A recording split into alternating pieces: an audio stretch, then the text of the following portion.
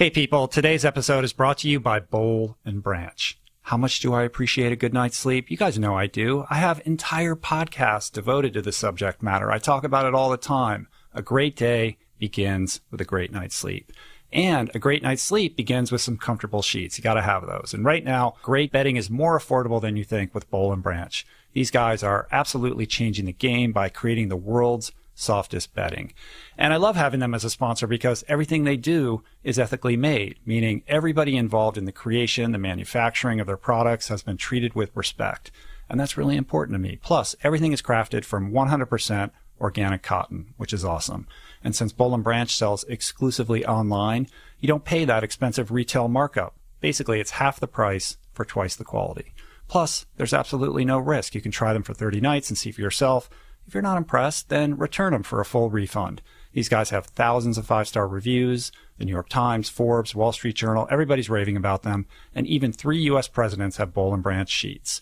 So what do? You go to bowlandbranch.com today and you'll get $50 off your first set of sheets plus free shipping when you use my special promo code RichRoll. That's $50 off plus free shipping right now at bowlandbranch.com, B-O-L-L and branch.com, promo code RichRoll, bowlandbranch.com, promo code RichRoll.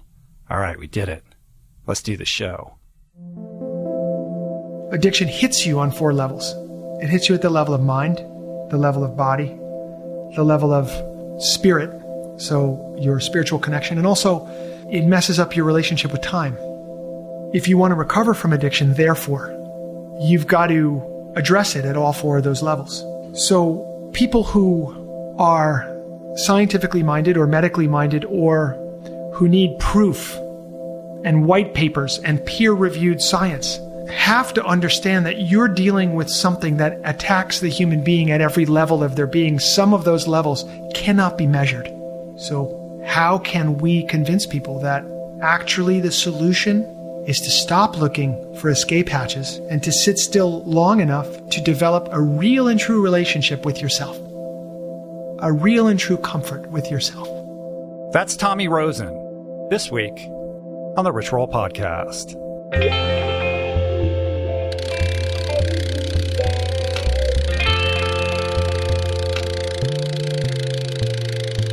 The Rich Roll Podcast. Hey everybody, how you guys doing? What's happening? My name is Rich Roll. I am your host. Welcome back to my podcast. I'm coming at you guys today from Portland. I'm here for an event called the World Domination Summit. It's this incredible conference put on by Chris Guillebeau, who's a former podcast guest and author, a really amazing guy. After we did our podcast, I think it was about a year ago, he invited me to come here and speak, and I'm touched and honored to be here. And I love this city. It's best when the weather is great, which it is right now. I went out for a really cool run this morning, and I appreciate all the shout outs and the hellos and the high fives that I got this morning when I was out on my run. It never ceases to amaze me when I travel, running into or encountering fans of the podcast. So if you see me out there on my travels, please never hesitate to say hello or introduce yourself. That is like manna for me. I really get a lot out of connecting with all of you, so I appreciate that. And Portland is a really special city for me because it's a city where I got sober. I went to rehab just outside the city here back in 1998. So coming here always brings me back to that time. It helps me to revisit what it was like for me at that period of time, that very difficult period when I was caught in that cycle, that prison of addiction. And it gives me perspective on how far I've come, this journey that I've been on. And that really grounds me and gives me this amazing infusion of gratitude. And I bring that up because I've been getting a lot of emails and messages lately over the last couple of weeks asking me, how come I don't speak about recovery as much as I used to, that we need more of that on the podcast. And I wasn't aware that I had avoided it or that I wasn't speaking about it, frankly. It certainly wasn't a conscious decision because recovery infuses everything that I do and who I am. But if you are one of those people who's been yearning for me to address this in a more direct fashion, then you're in for a treat with today's guest, Tommy Rosen, because Tommy and today's discussion is all about addiction and recovery. And I love that there's this great, weird, universal convergence that I'm presenting this episode from the place where I myself got sober.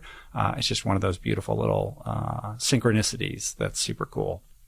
In any event, Tommy is a yoga teacher and addiction recovery expert with 24 years of sobriety himself, who has spent the last 2 decades immersed in yoga, recovery, and wellness. He holds certifications in both Kundalini and Hatha Yoga and is the author of Recovery 2.0, Move Beyond Addiction and Upgrade Your Life. He's also the founder and host of the Recovery 2.0 Beyond Addiction online conference series, which is going on right now, another synchronicity. I'm a featured guest, as is podcast favorite Guru Singh. I'll put a link up in the show notes for you guys to check that out. It's definitely worth your energy and your time.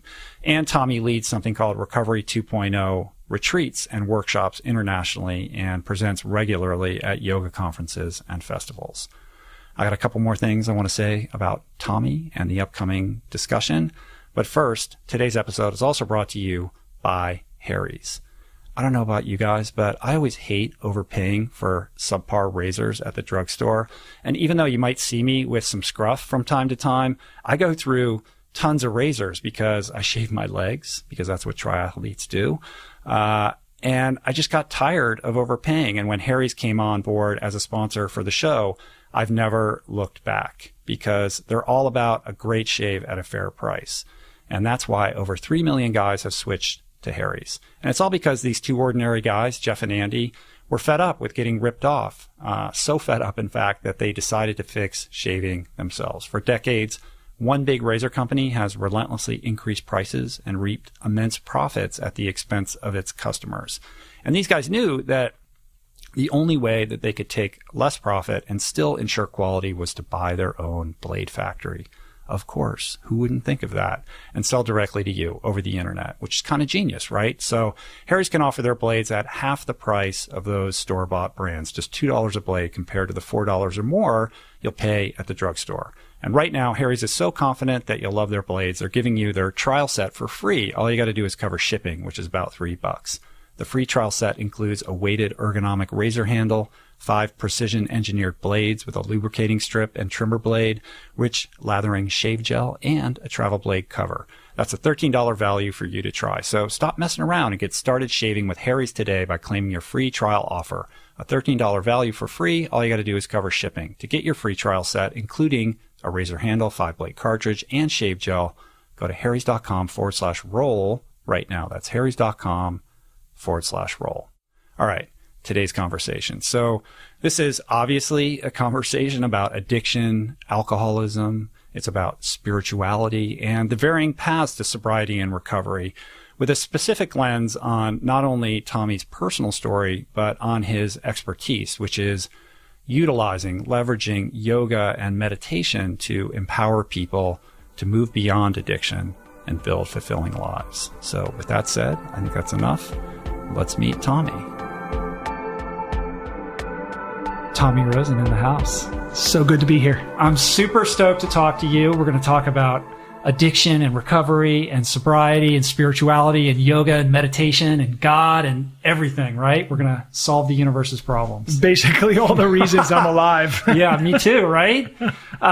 Just as kind of a preface to this, for the last couple years, this is the first time we've actually met in person. I did your show. Thank you for having me on your Recovery 2.0 program recently. But prior to that, for years, people would say to me, well, you know Tommy Rosen, right? Like, you guys must be hanging out all the time because you guys talk about the same stuff and you're kind of vibrating on the same wavelength. And I'd be like, no, I don't know this guy. I mean, then I looked into you and I was like, oh, this guy's cool. But it was amazing to me how frequently your name would pop up with mutual friends and acquaintances of ours. Well, that's a story that has a way that it played out in my life as well with you. Your name constantly coming up. And I would always say to people, what makes you think that I'm an insane endurance athlete? right. that I have, that I would ever be ending up where this incredible athlete is spending his time in his life. And I don't want to be mistaken as an expert on things like yoga and meditation. They're subjects I'm interested in and I love to talk about, and I'm a practitioner, but hardly hardly renowned for my adeptness in these fields. So I'm anxious to learn more and hear your story. So let's track it, man. I mean, you've had an incredible life and so many permutations and, valleys and peaks to get you to where you are right now. We're going to talk about all of that, but, let's begin at the beginning. When people ask me, often people will say, tell me the story of addiction in your life. And I'm like, I hope you have some time. Which part do you want me, where do you want me to start? Maybe we could start by hearing a little bit about what your childhood was like and kind of, how you conceptualize what, triggered your path into addiction. Yes. I definitely entered the world under interesting circumstances. My parents were on their way out as a couple. A lot of emotional stress and pain in their lives, particularly in the first year of my life, which was the last year that they were together. We learned from people like Gabor Mate and other people who have looked at addiction that trauma, especially early childhood trauma, plays a major role in addiction developing later on. I have no recollection of the first year of my life or the first really 4 or 5 years of my life, but based on the testimony of aunts, uncles, cousins, and older sisters, there was a tremendous amount of turmoil in the home in which I grew up as a child, as an infant. On the East Coast? East Coast, New York City. My mother came from very socialite circumstances. My father, quite the opposite end of the tracks. They met, they fell in love. They had my sister in 1965. They had me in 1967. My mother drank heavily. She smoked cigarettes unbelievably heavily. Through her pregnancy with me. So there was drinking and smoking. I'm sure my first couple of days on the planet Earth were particularly uncomfortable as I was detoxing off your nicotine habit that you developed in the womb. There's no question about it. And there's actually a picture, a famous, in our family, famous picture of my mother in a hospital bed with a cigarette and the scotch right by the bed, as she had just given birth to me. So Mad Men. It's crazy. This is classic. And then your, if I'm not mistaken, your dad came out of the closet, right? That was a big triggering event in the sort of gestalt of your parents' marriage. No question. My father, now you have to understand, contextually, we're talking about late 60s. This is before gay rights. We're in the middle of civil rights. There's all kinds of turmoil in the country. And in my mother's life in particular was the turmoil of trying to prove herself to her father. She had already been married once as an 18-year-old. She had my older sister, Julie, with her first husband as a 19-year-old. Oh, wow. So that's a heavy, at that time, that's no small thing. At 20 years old, she finds herself a single mom. Later on, a year or two later, she meets my father. They fall in love, they marry. And then 5 years later, I come along. And about a year after I was born, my dad, in a low emotional moment, it basically, his reality and his lie and his thing came crashing down. And he said to my mom, one day he told her that he was gay, out of the blue, which was, some people would say, nowadays people would say, oh, she must have known. On some level, she must have known, but no. It was an impossibility. It couldn't, what would that even mean?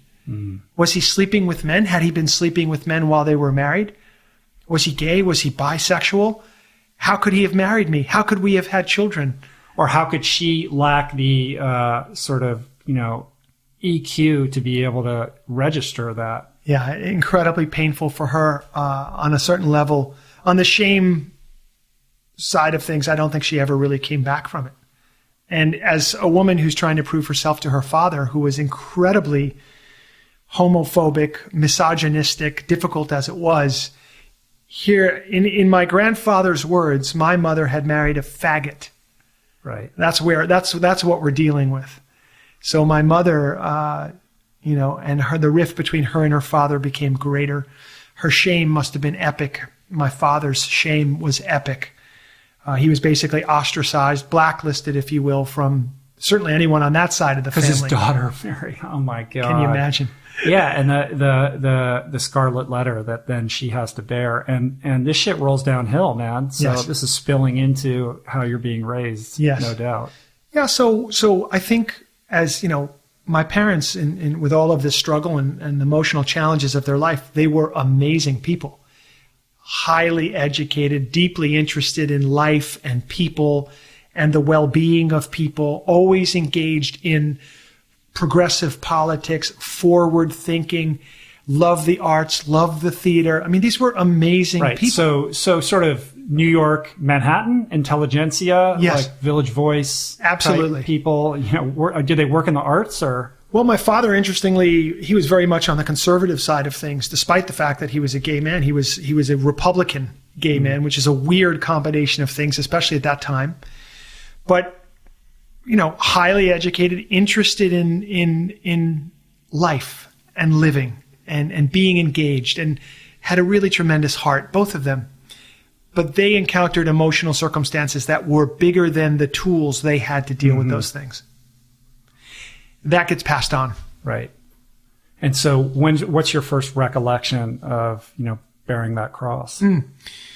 I can remember, in my own awareness of being an individual, I can remember waking up around 5 years old and being very excited to make it to the kitchen so I could have a cup of strong black tea with milk and a lot of sugar poured into it.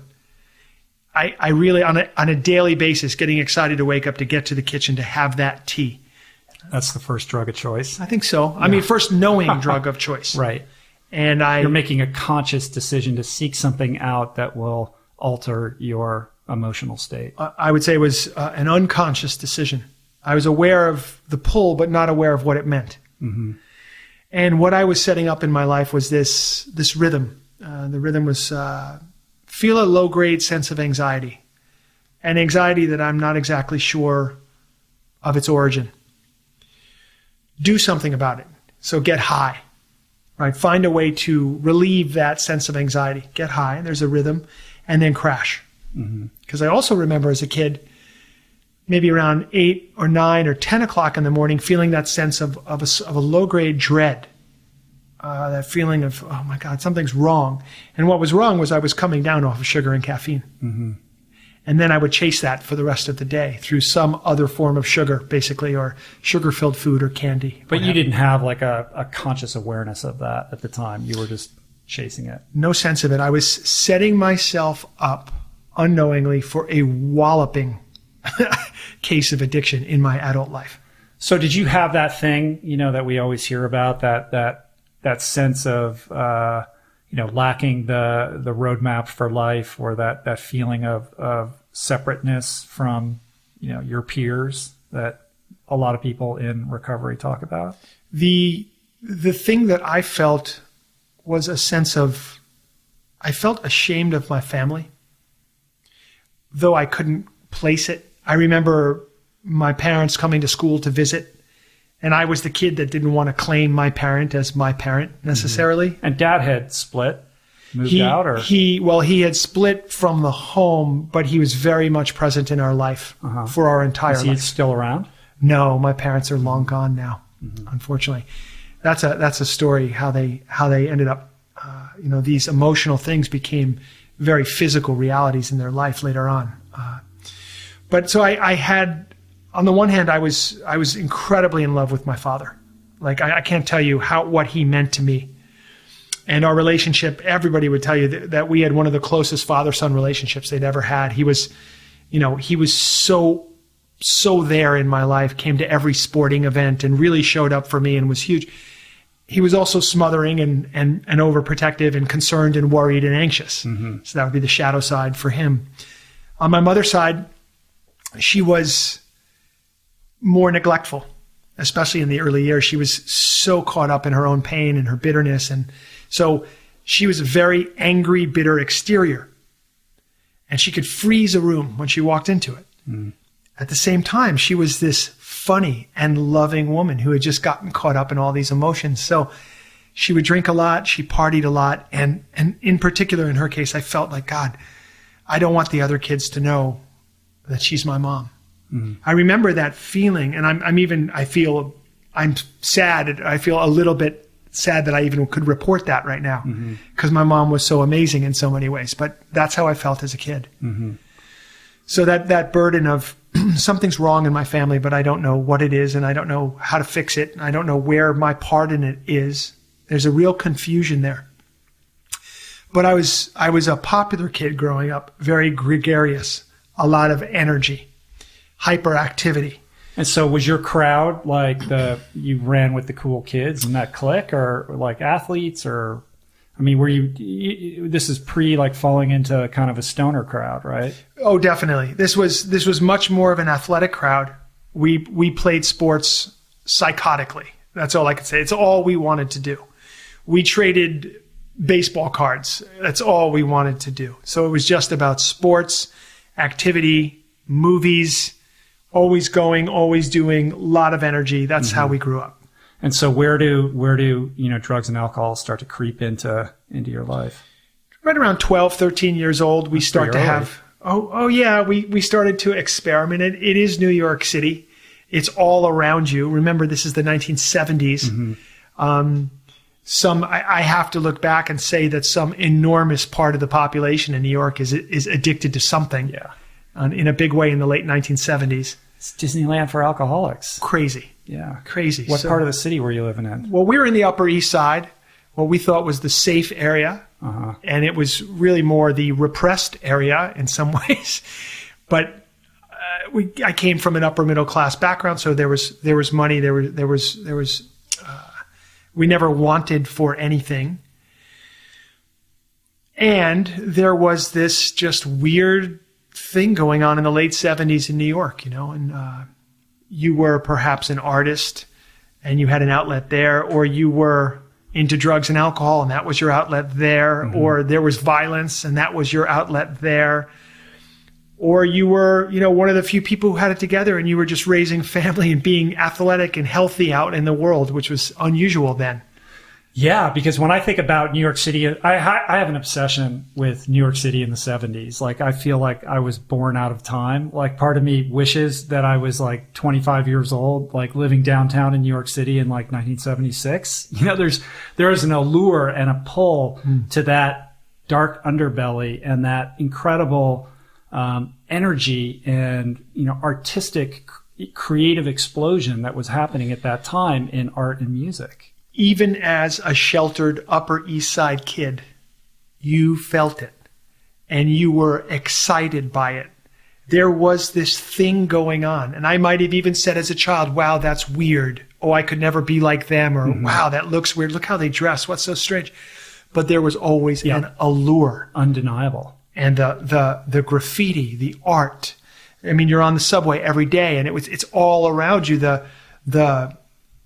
The vomiting forth of all this emotion and all this feeling and all this anger and all this creativity, looking for an outlet in a place where there really wasn't much of an outlet in a strange way.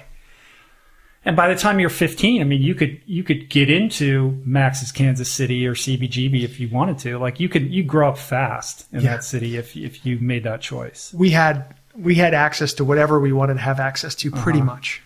But you were pretty cloistered uptown. Yeah, I mean, we were Upper East Side, upper middle class or wealthy kids who went to private schools, who were bused. I mean, in my case, I was bused through Harlem and the South Bronx every day to get up to Riverdale to where I went to school. And you'd look out the window of your bus and you'd just be like, oh my God. I mean, we're going through the South Bronx in the 1970s. Every other building is burnt out. Right. People are suffering. It is abject. And you're living, 2 miles from this, 3 miles from this. And you're saying to yourself, my God, what is this?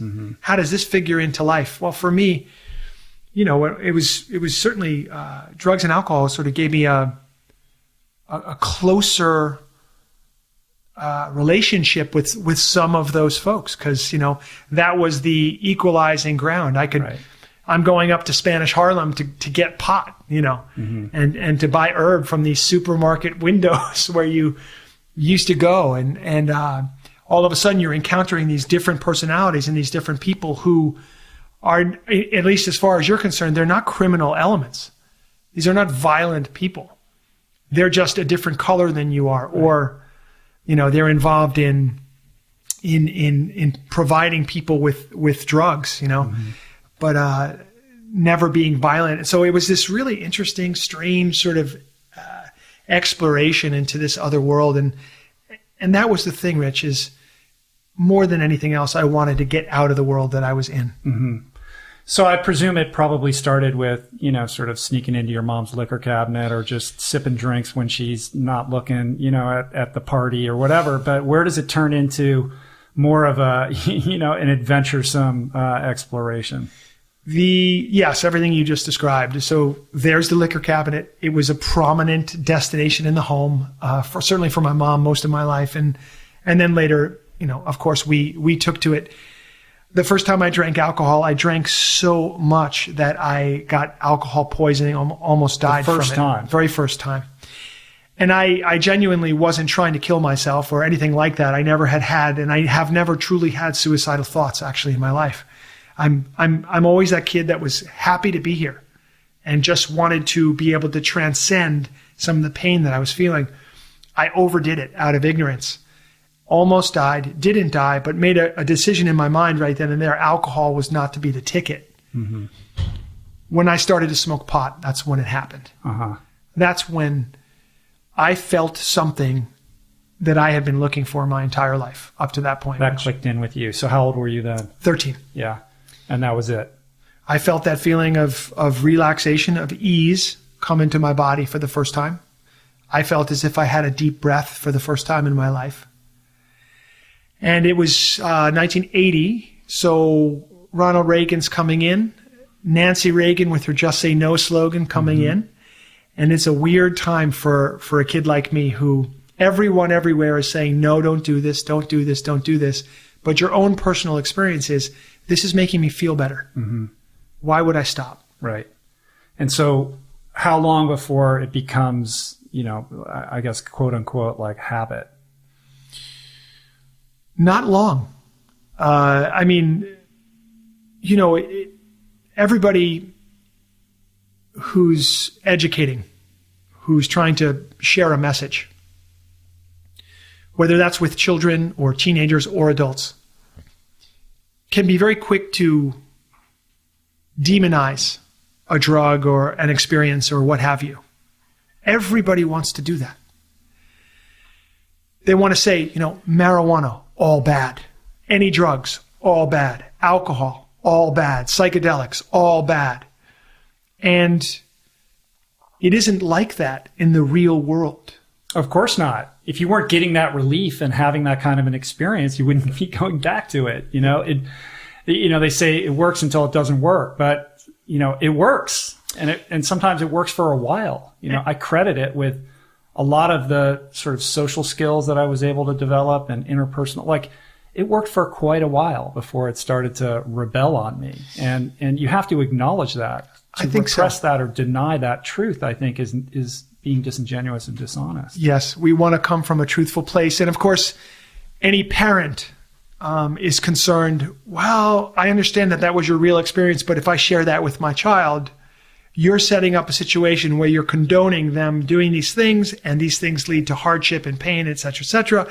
And so where does that conversation go? But you forsake trust. If you can be honest with your child and say, look, this was my experience, or this is the reality of it, then you engender a level of trust in that relationship, so that person, should they choose to experiment, is going to feel comfortable sharing that experience with you. And through that communication, you can have a productive, exchange about what that means in that person's life. Thank you so much. That's you're speaking my language right there. And I think ultimately, I will ask parents that I work with, many of them have found that their kid has just started to drink, or they're smoking pot, or they found something stronger in their room, or whatever it is. They're thinking, I don't know how to handle this. I've got to shut this down. I've got to end this. And what I tell them is, well, actually, what's your goal here? And I say, isn't your goal that your child can go out in the world and have the ability to self-reflect based upon their own experience, and to self-correct if they make a mistake, and to have the strength of character and personality to be able to make a shift and to make a good decision for themselves? Wouldn't that be your goal? And most parents are yes, they'd agree with that. Mm-hmm. And so I say, well, don't make the end of drug use your goal then. Educate your child to make good decisions in their life. Open up a room for an open and honest discussion about what their direct experience is. Because if you go against what their direct experience is, that's going to be a very confusing rift for that kid. I think that's true of any number of life habits that you're trying to instill, in your child. And I think that if you work at cross purposes with that and do the demonizing thing, then the impact of that is just going to lead to the kid coveting it and being secretive about it and lying about it and shutting down from communicating with the parent about what is actually going on. And then you, as the parent, have lost complete control and ability to even engage.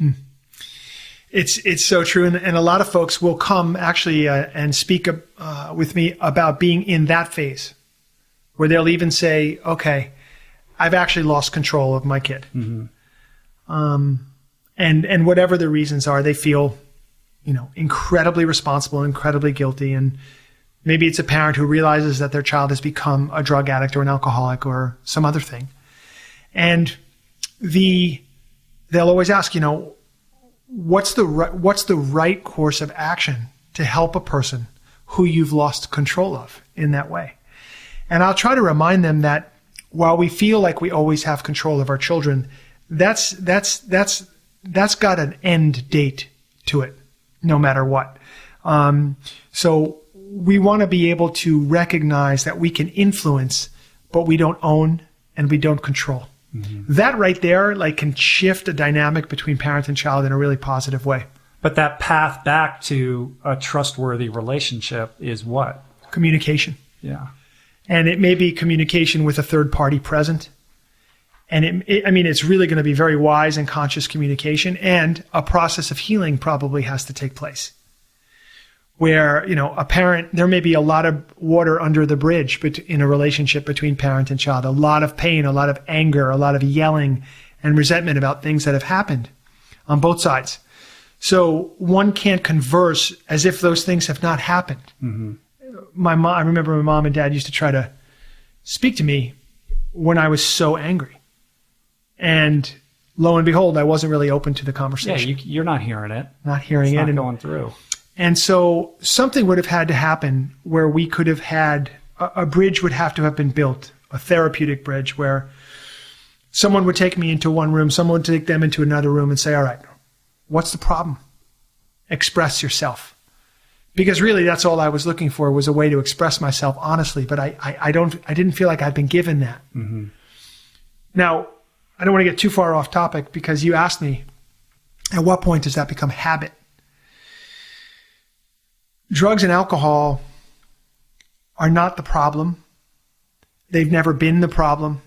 And we find out very quickly when we get sober and drugs and alcohol are taken out of our life that the real problems that have been there all along are still there. Of course. And now you don't have the cure. You don't have the salve, you don't have the medication, and that's very disorienting and even more painful. It's a tough day when you realize that your chosen medicine has been taken away. Mm-hmm. And when it's taken away, that you realize that it didn't turn out to be medicine at all. Or just the realization that it isn't the drugs and the alcohol, but there is an underlying condition. Yes. That's a uphill battle in and of itself. That's right. So you see, I had been in the habit that you're asking me about. I'd been in the habit since that 4-year-old kid was getting up and going mm-hmm. for that tea and that sugar in the morning. Yeah, and it's just a progressive escalation of that habit. Yes. And prioritization of it. It's just another substance or behavior where I'm looking to the outside world. It could be a drug, an alcohol, any kind of behavior, sex, relationships, money-related, food-related, approaches. Anything that I can do to feel better from this, it can be low grade or really high grade anxiety. If it works for me, why wouldn't I go there? Right, of course. Were your parents sort of living vicariously through you? I mean, did they sort of project onto you this idea of who they wanted you to be in the world? Some kind of something that you were shouldering? I don't think that was one of our psychological demons, one of theirs, My experience of them was more, it was more self-centered on their part. It didn't extend to me. My father had his shame and guilt to deal with. My mother had her bitterness and anger and hurt to deal with. And so they weren't looking for me to be the happy person that they never got to be, or this person or that person that they didn't get to experience. They were more sort of caught up in, at first, their own struggles, but later on, when I really became a full-blown drug addict, it was like, okay, now we really have no choice but to pay attention to what's going on here, because our son now, his life is in danger. Mm-hmm. And how long before that phase entered the picture? So I started when I was 13 with substance. And I would say by the time I was 19, it's interesting. Marijuana is, I'm speaking generally now. Marijuana is not going to kill you. It isn't. There are prices you will pay for smoking pot. One of those prices is, in my opinion, as a yoga teacher now, the dimming of the human spirit over time. Mm-hmm. That's a big price to pay. But it's not going to kill you physically. And that's sort of like, there's a pro and a con to that. Well, you're not going to die, but you're not going to fully live either. Mm-hmm. That's my opinion. Psychedelic drug use is also not going to kill you. It can cause, for certain psychological makeups, it can cause some real serious mental problems. For other people, it can give them a glimpse of something that's important, but not something that's sustainable or integratable into your life. But it's not going to kill you. Alcohol can kill you. Mm-hmm. Benzodiazepines, especially when mixed with alcohol, can kill you. Cocaine, heroin, crack cocaine, methamphetamine, all of that can kill you. So when I crossed over from this, addiction for sure, but addiction to less immediately dangerous substances, to what I would say the powders, essentially cocaine and heroin, when that happened, the stakes went up to a level that I couldn't have imagined before. What was the impetus for crossing that line? I don't know. That's the God's honest truth. Do you remember it? Was it a momentous occasion? It sure was. Yeah. I remember it like it was yesterday. Was cocaine the first thing? Yeah. Yes. So a friend approaches me. I'm at the end of my sophomore. I'm in the middle of my sophomore year in college. Uh-huh. On the East Coast? Where'd you go? I went to University of Colorado, Boulder. Oh, okay. Uh-huh. So I'm out in Boulder. So you're like a Upper East Side stoner, like lacrosse playing I'm trying to picture, you as a young guy. Mm. We were the same age, so the same era we came up in. I was a small kid. I was athletic my whole life, but I had such an atrocious diet, literally, that I didn't nourish myself to the point where I could grow. And I didn't really reach puberty until I was about 18 years old. So I was this tiny kid. All my classmates had grown up. When I should have been on varsity teams, I just wasn't. Mm-hmm. I had all the agility in the world, but no strength, no size. And so people started to pass me by. That was very difficult for me growing up. So I wasn't that lacrosse playing kid. Right. I wasn't when I had been a popular kid, all of a sudden these people started to grow up and gain strength and athletic ability over me. And I had based part of my identity on those things. I all of a sudden was a much less popular kid. Gotcha. I found, marijuana to be sort of a more helpful identity as a kid who was smoking pot. Much more, for my ego, the way it was, and my fragile identity, I could find solace and comfort and community and love in the community of people that smoke pot. So that's the direction that I went in. That was the kid. I was listening to the Grateful Dead. So you could peg me as a Deadhead. Yeah. Okay. So now I got it. Okay. Yeah. All right. So Deadhead kid. Yeah. Upper East Side Deadhead kid. Yes. Like Dead. It's like there was always the joke about like the trust fund kid that was following the Dead. It's like, oh, it's super awesome for you to have dreadlocks and go to all these Dead shows when you don't have to worry about paying the bills. Yes. Not saying that was you, but like kind of identifying with the Manhattan, kind of pedigree. Yes. And then going off to Boulder, which is, it's kind of a deadheady kind of school. Sure. The 3-2 beer is flowing. Well, that's hilarious. Well, you could, as far as the trust fund kid, well, I didn't have it. The trust fund, that is. Yeah. That's what I meant to say. Like, I'm not saying that you. Sure. And I also, for all the kids who grew up with money, it frankly, I see it as just another hurdle you're going to have to get past. Not a blessing necessarily, especially if you're leaning towards addiction. Money will be a real could be a killer for you. Yeah. But I went off to Boulder, and so I'm the Deadhead kid who was smoking a lot of pot and putting all my energy and all my enthusiasm into the loving of this band and this community and psychedelic experiences and dancing my face off and all those things, and finally finding some people that I felt at home with. So it was a beautiful thing for me. But there I am in the middle of my sophomore year. I'm the Deadhead kid that swore to God I would never do cocaine. That's a line I'll never cross because, first of all, it looks like an evil drug. When I watch people do it, it looks kind of awful. And I just didn't want any part of it. And then one night a kid in my class came up and he said, hey, Rosen, we've got a whole bunch of cocaine and these two girls want to hang out with us tonight. And there was something magical about that combination. Yeah, enter the two girls and that rule goes out the window. I guess when I'm 19 years old, that was true. Yeah, if that had been presented to me, I would have made the same choice because I made the same promise to myself. And luckily or unluckily, who knows, like I didn't cross that line because for the same reason, I saw the lights go out in people that were doing that. And you could tell it was like a demon possession. And I knew, at 19, at 20, that alcohol was already, a problem enough for me. And that if I was to try cocaine, it probably would be the end of me. Like I knew I had enough self-awareness to understand that. And then ultimately I would have to stop drinking or it was going to kill me. So I just said, it's better to never crave it, to not know what that experience is like. Yes. And so I was able to avoid it. Perhaps if I had tried it, it would have brought me to my knees more quickly. Maybe I would have gotten sober earlier. Maybe I would have died. Who knows? Yes. Well, the interesting thing about cocaine that I say to people is I found nothing positive about it.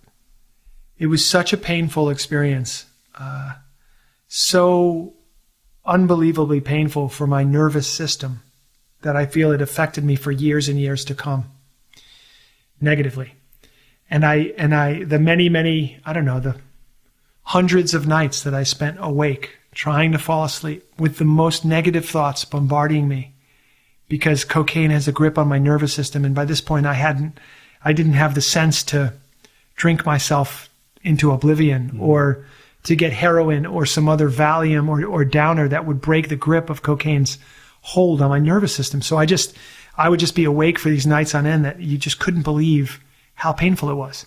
So despite not having when you first do it, it's not like, oh my God, I found my path to God.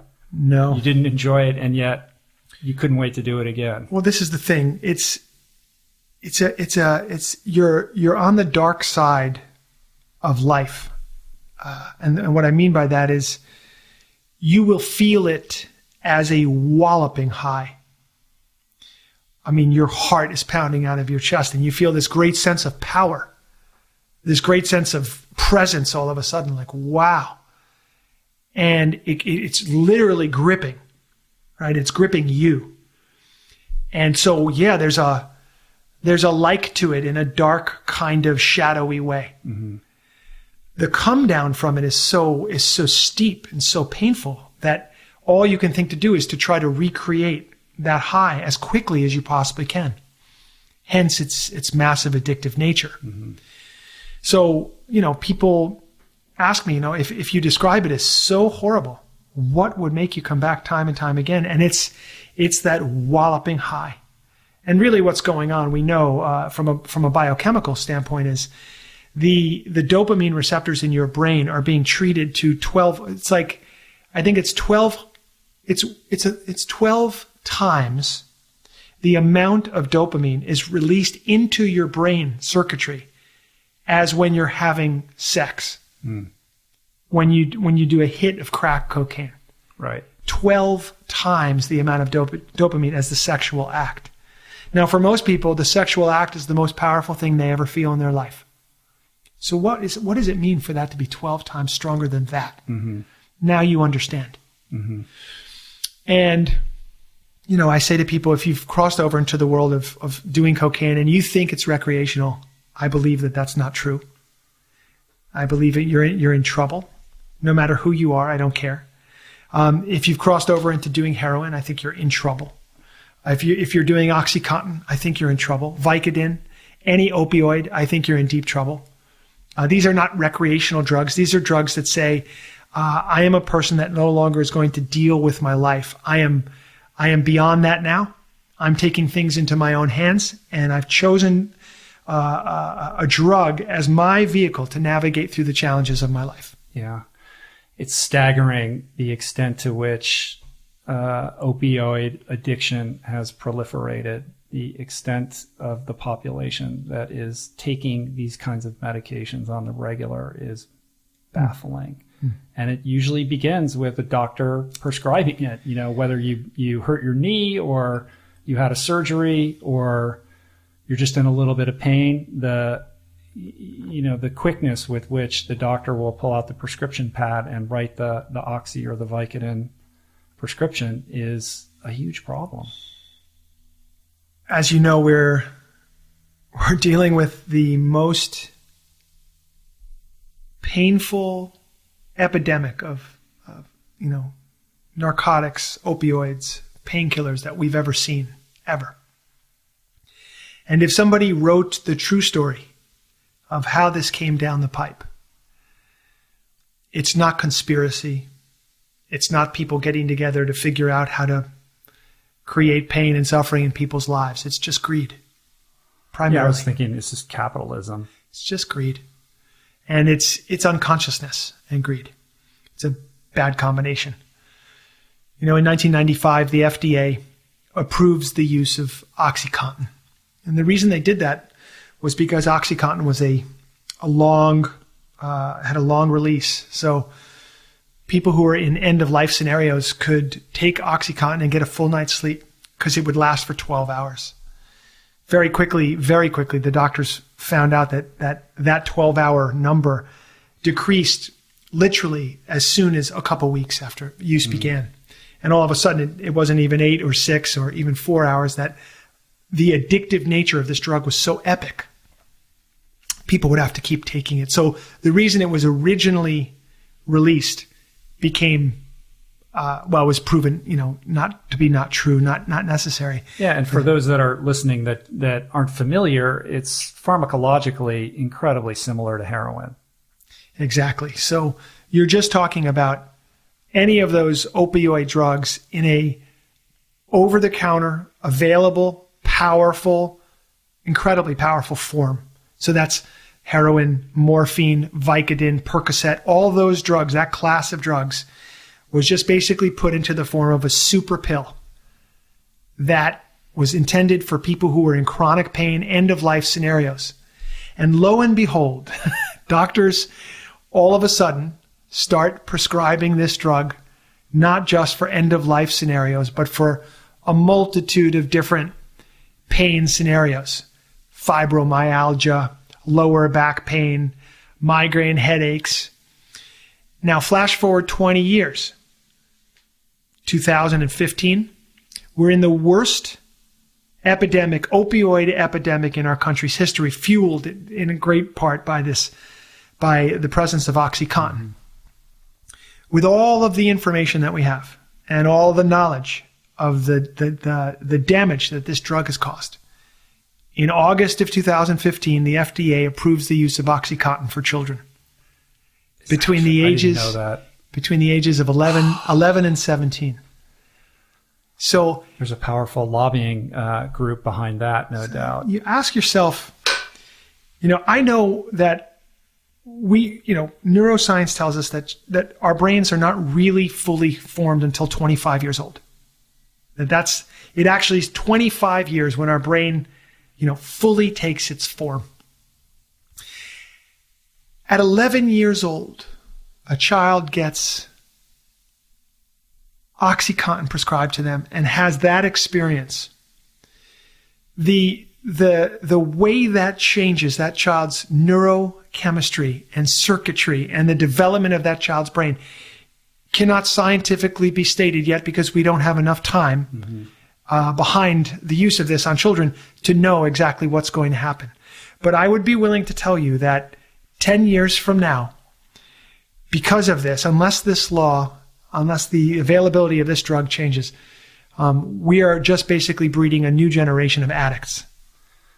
Yeah, it's inevitable, right? I mean, if you overpower a young mind with such a powerful drug and provide that kind of experience to somebody whose cognitive functions are not even actually fully formed, and you're just overflowing their brain circuitry, with this incredibly powerful agent, even if it's a short period of time in which that young person is using it, the amount of time for the brain to then sort of recalibrate and reach homeostasis, it's a long time. Oh, absolutely. I just know, and I know through knowing, hundreds and thousands of people in recovery, years and years and years for, the brain and the body to kind of overcome all of these the receptivity to these drugs that make it difficult to think straight and all of that to, regulate your mood and sleep and everything. Yes. And it underlines a very core problem in our society. And this is going to sound to some people like a ridiculous statement, especially if they're in the medical or scientific community, I think.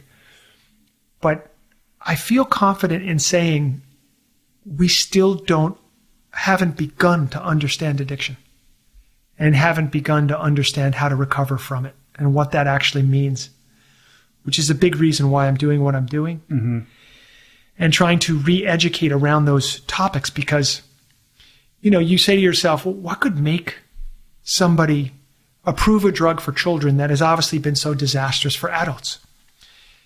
Well, it's very simple. Somebody along the way said, well, that can't be proved scientifically. And that was good enough. Well, show me the data. All you need is doubt. It goes back to that idea of the merchants of doubt. If you can just inject enough doubt into the equation, then you can sail it through whatever regulatory process is required to get that thing approved. Yes. And so thank you so much for that. And when I talk about the healing from addiction, I talk about there's 4 levels that it takes place on. Addiction hits you on 4 levels. It hits you at the level of mind, the level of body, the level of spirit, so your spiritual connection, and also it messes up your relationship with time. If you want to recover from addiction, therefore, you've got to address it at all 4 of those levels. So people who are scientifically minded or medically minded, or who need proof and white papers and peer-reviewed science, have to understand that you're dealing with something that attacks the human being at every level of their being. Some of those levels cannot be measured. Yeah, I would take it one step further. What is the impact on your soul, on your spirit? And, let's not forget the spiritual component to all of this. And that's something that can't be measured scientifically. Yes. I know it for a fact to be true in my experience and the experience of many people that I know. And when you are, if you're taking in this foreign mind altering agent into your body, you are disconnecting yourself from source. And that is truncating your ability to mature emotionally, but also you are disconnecting from your higher consciousness. And you become unfamiliar with your own self in a very profound way. And recovery is about, plugging that back in and reconnecting to that. And that's something that you're not going to be able to evaluate in a lab. And it's ephemeral and all of that, but it's very real too. That's right. Now you and I are sitting here and let's say that we both have reestablished a connection with our self, our true self, that we've reestablished a spiritual connection with the world around us and beyond the physical, but also a spiritual sense of beingness has been restored to our life. The way that you got there with your family background, your story, your genetics, the things that you've eaten, the people that you connected with who gave you ideas, your teachers, your mentors, the things that you may have read, everything you've been exposed to in your life has been a factor in your development as a human being. And no two human beings could possibly have the same unfolding of their development in the way that I'm describing. So how could you possibly put a metric on personal development? There's too many variables in each human being, in each individual. So the good news from my perspective is that, for example, in the world of yoga, recently, I don't know how many years ago, maybe 5, 10, 15 years ago, it came out, I think there was actually a newspaper article, meditation reduces stress. And there are every yoga teacher and every yoga practitioner and every meditator who read that headline that day smiled and laughed. And it was kind of like, wow, really? You figured that out? Well, thank God that science has been able to prove that, because for 5,000 years, we've proved that anecdotally. We've proved that directly through our direct experience in life. And by the way, we've written books about it. We've shared about it. And we have proved it in ourselves and in our communities at large. But, thank God that here in the year 2010 or whatever it was, science has corroborated this great news. Yeah, it's hilarious, but I think at the same time, it's indicative of an interest in science and exploring these things. And, one of the things you said a few minutes ago is that, we have so much to learn about addiction and recovery. At the same time, there's been a lot of progress in recent years with understanding, or at least better understanding, how the brain functions and the mechanisms of addiction that are at play in the brain. And this is helping to inform treatment protocols. So I think it's an exciting and an interesting time. I think it's very much in its infancy.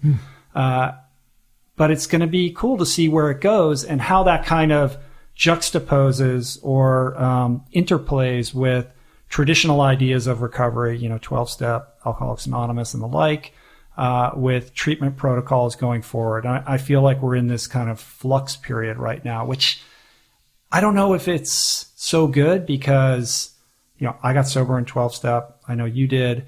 But now there's a little bit of science about some other stuff. And so people are very quick to dismiss Alcoholics Anonymous or 12-step or just deem it antiquated, and sort of parochial or what have you, without really fully kind of understanding the comprehensive, depth that it actually contains, and, the countless millions of people who have been helped and in many cases saved by virtue of this program. Yes.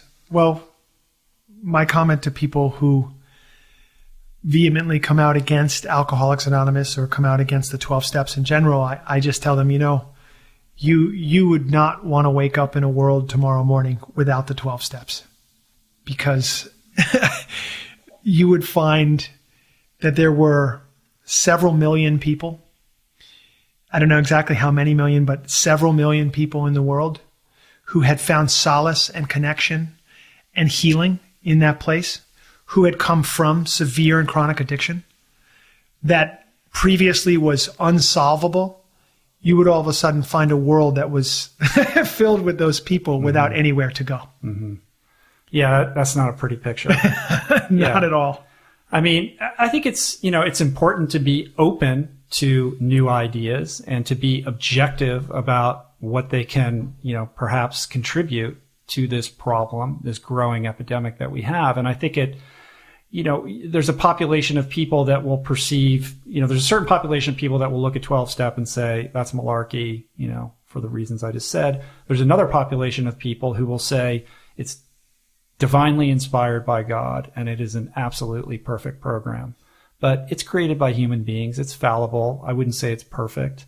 It doesn't have a perfect track record. It's helped millions of people. It's saved my life. I don't know what I would have done without it. It's unbelievable, but I wouldn't say that it's perfect. And I think we need to be open to new ideas and how can we sort of continue to, progress what we understand about addiction medicine. Yes. Thank you so much, Rich. I want to comment on that. The point at which a spiritual program, meaning a program that requires self-inquiry and examination of one's own life and the experience one is having in connection to everything. That's spiritual to me. The point at which a spiritual program becomes a religious, dogmatic program is the point at which we hear from people who say, this is perfect, it's heresy to change it. How dare you suggest, didn't this save your life? And now here you are speaking out against it. I've heard all of those things. I am the first to say that the 12 steps absolutely saved my life. And there are things that they don't address, which when added as a supplement or a complement to that program, makes that program and the whole experience even more successful and more powerful. Mm-hmm. Yeah, I think the key thing that you said there is supplement or complement as opposed to replace. Absolutely. And I think a lot of the naysayers either are people that are not themselves addicts or alcoholics or in recovery, or perhaps had some kind of negative, experience with the 12 steps, or are people that are so shut down spiritually that the mere sort of utterance of the word higher power or God just, flicks the switch off for them and they can't hear anything else. And so they're unable to, kind of explore it, perhaps more objectively. Well, when you come with a religious prejudice or a spiritual prejudice or even a prejudice against certain kinds of words or phrases, that's going to make it very difficult. And certainly that's one of the barriers to entry for a 12-step program. Mm-hmm. When you step into a room and you're reading the steps on the wall and 8 or 9 times in those steps the word God is used, if you're coming there with religious prejudice, that's got to be a little alarming for you in that moment. And a lot of people do, because a lot of people are so broken or they're so damaged or they've been beaten down so hard by life and their addiction that there's a sense that God has betrayed them, or whatever, sort of hope and faith and that they had placed in whatever their religious upbringing was or whatever concept of faith that they had has been decimated by their own life experience. So it becomes very difficult to accept the idea that perhaps there is something beyond the senses. Well, it's at that moment that a person would do well or would be fortunate to connect with a human being there who could translate for them, here's a way to access the goodness that is here that doesn't require that you believe anything in particular. Here's a way that you can access the spiritual wisdom of what's in these steps without being someone who believes in any particular vision or concept of God. Mm-hmm. And I know atheists who have gone through the 12 steps and done amazingly well. Yeah, I mean, you need a desire to stop drinking, and you need a belief, a fundamental belief that this group of people has figured out a way to maintain sobriety in their own lives in some way, and that you can glean some wisdom from that would be applicable to your life and hopefully help you sort of cross that hurdle for yourself. Yes. Well, I think, there is that gift of desperation that certain people have, that they are so beaten down that they need to stay there. And they stay there long enough for a positive effect to take place in their life where they begin to have this thing called hope and faith and real change, real transformation can take place for them, despite whatever they're bringing to the table when they arrive there. All right. Well, let's bring it back though. Cocaine's blowing your mind, right? And so what happens then? Where does heroin start to enter the picture? Once you're doing cocaine at that level, and especially crack cocaine, as I was smoking coke, you're now in the sort of psychotic realm of life. Like you're realm of the hungry ghost. Fully the hungry ghost. You're not sleeping well. You're not eating much at all. You're starting to lose weight. People around you are taking notice. This is where you can no longer hide your addiction, though you may actually think you are. Because you're so uncomfortable physically from cocaine or meth or whatever else you're doing, because you can't sleep, you start looking for something to help you. And heroin was the thing that showed up for me. I tell people heroin was never my thing, and it truly wasn't. As a cocaine addict, I preferred to do cocaine. I preferred that feeling to the feeling that I got from doing heroin. However, you got to sleep so you can do more cocaine. There you go. There's a reason. And so life very quickly came crashing down for me. So is this still in college? Still in college. I'm 22 years old when my life as I had known it stopped. Mm-hmm. And I reached out to my father, the person who had always been there for me, the loving, caring, anxious, worried father. Right. Where's mom at this point? Mom's there. She's very present. She and the rest of my family are speaking to people at various addiction agencies in New York City to try to figure out what to do with their son to save his life. I had a little of that going on too. Yeah. So you finally reach out to your dad. He's probably happy to get that call. Very happy to get that call, except that call was to tell him everything except the truth. And then he basically said, listen, I know you're on drugs. I know. And you're going to need to go away and you're going to need help. You've got to get help. And I said, I'm not going to do it. And then my father broke down, started to cry. And there was a moment for me in that breakdown that opened the gates of willingness for me just a little. I glimpsed my dad's pain. And I said, stop crying. I'll go. And off I went. More or less, I went and got help. That's pretty powerful. I mean, you were able to have enough, awareness, cognizance to tap into the level of pain that your behavior was causing. As I had told you, with all the troubles and all the challenges, my dad had always been there for me. Never, ever left me, never abandoned me, always was there, as was my mom. He was just the warmer side. Mm-hmm. And so I went there, and I got help. I started my life again, went to Hazelden up in Minneapolis. I really got it. And then I started the second phase of my recovery, which for me is, so the first phase is, okay, I'm so desperate, I need help. I'm not going to be able to survive. And that's the first phase. And then you come through that phase and all of a sudden now you have to live a sober life. Right. So how long were you at Hazelton? About 50 days. Uh-huh. Yeah. And then you go back to Colorado? They had me go to halfway house for 3 months. I made it 5 days. And I left halfway house. To this day, I stand by it as a great move in my life. I had no intention of using drugs or alcohol ever again, but I found the halfway house to be quite literally an insane asylum. Mm. And I was very glad to leave there, even though my parents were certain that I was on my way to imminent relapse. And I went back to Boulder, where I had been, and everyone was sure I was headed for imminent relapse, and I was determined to stay sober. And one story I'll tell you very quickly to sort of speak to the magic that was taking place in my life at the time.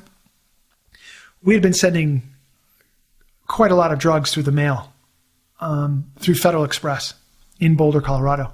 Mm. And it was always the same guy, the FedEx agent dude, who we'd give these packages to. We were so stoned and our eyes were red and we must have reeked like pot. And we'd walk in there with this beautiful, perfectly sealed box, which was always sort of the same size, and we'd be like, this guy's like, here's a, okay.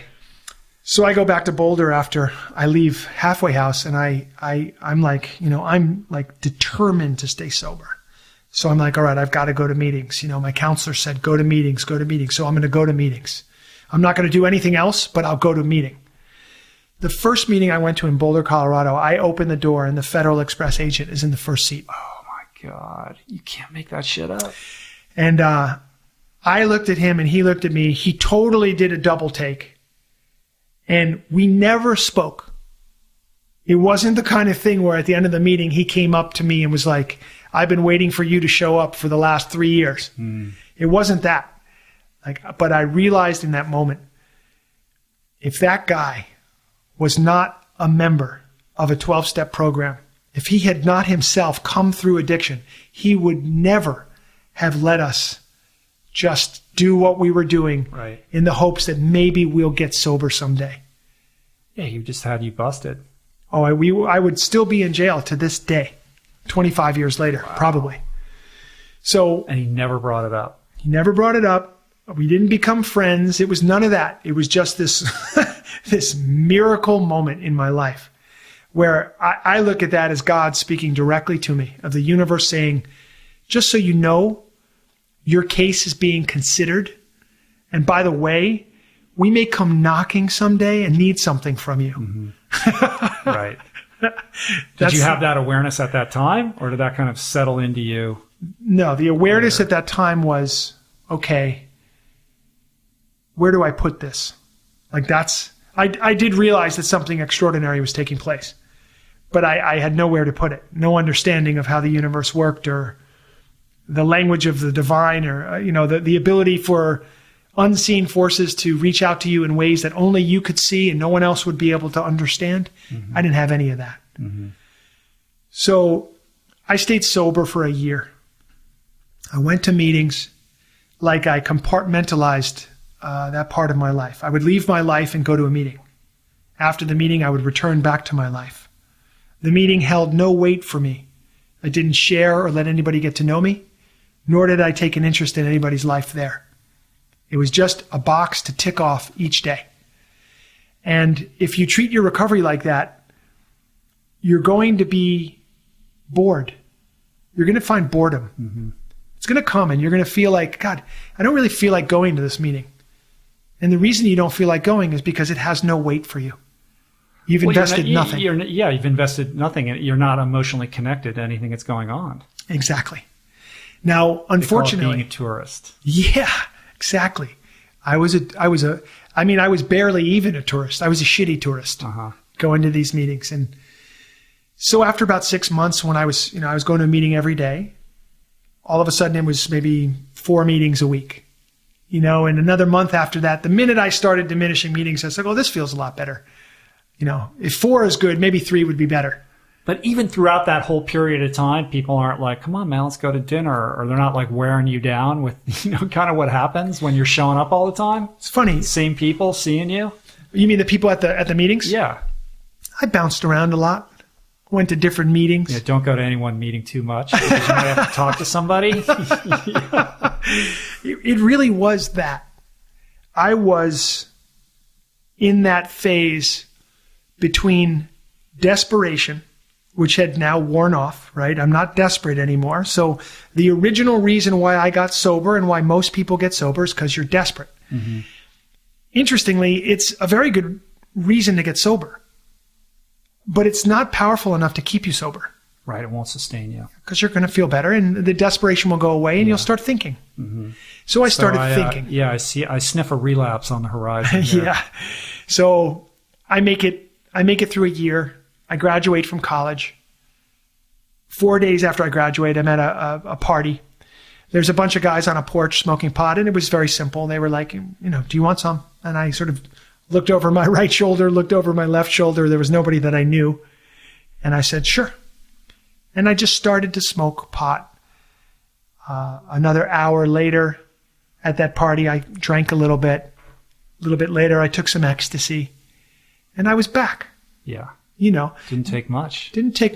Right back on the horse. I was terrified of heroin and I was terrified of cocaine, so I pretty much stayed away.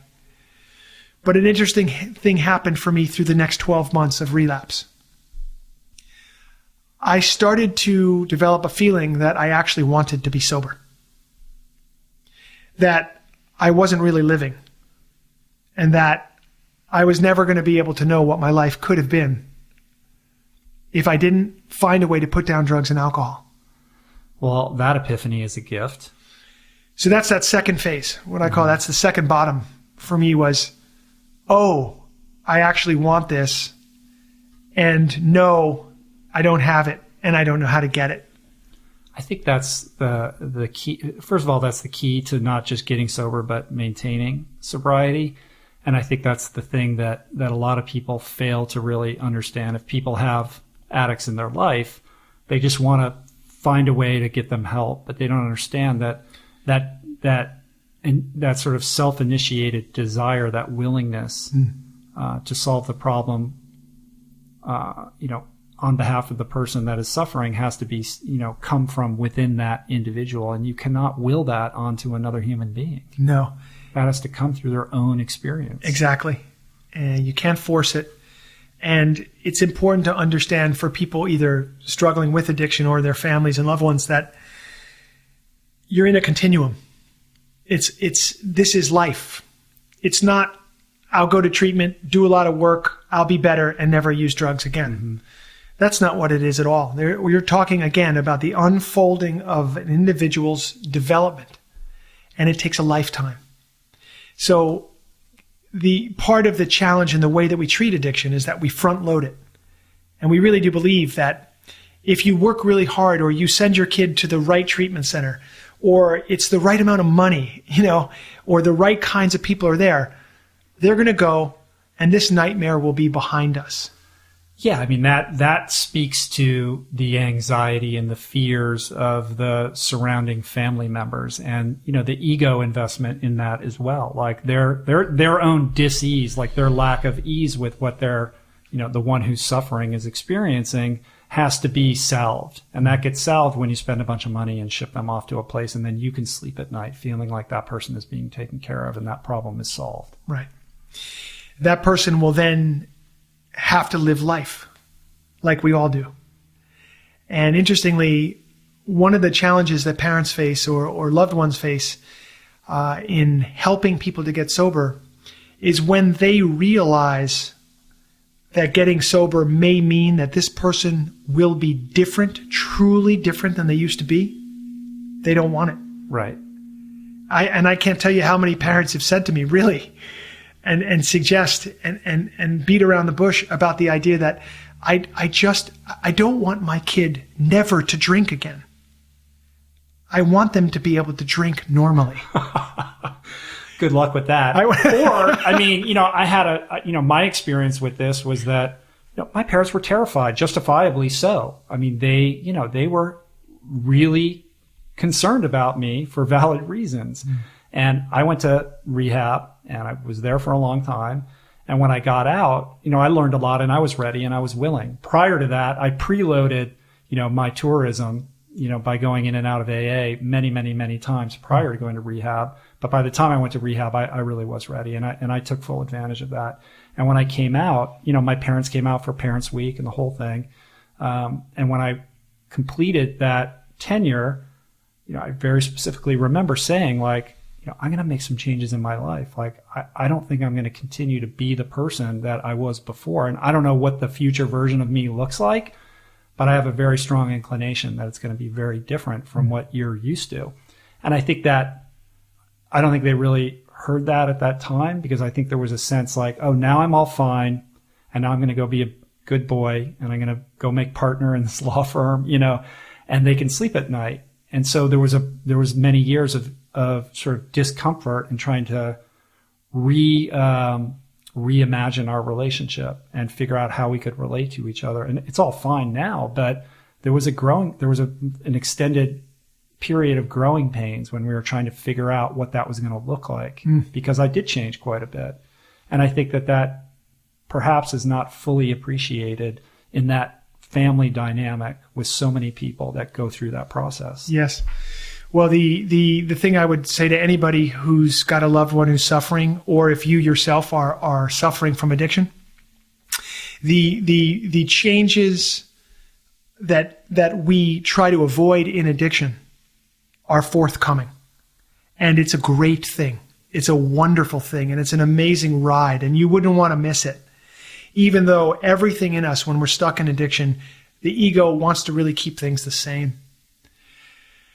But that process of that second bottom that an individual can come to, like what you described when you went to rehab and you were truly ready, or like what happened for me when I had to relapse for a year and understand, like, this isn't really the way I want to live my own life. And this has nothing to do with my parents. And this has nothing to do with teachers or society.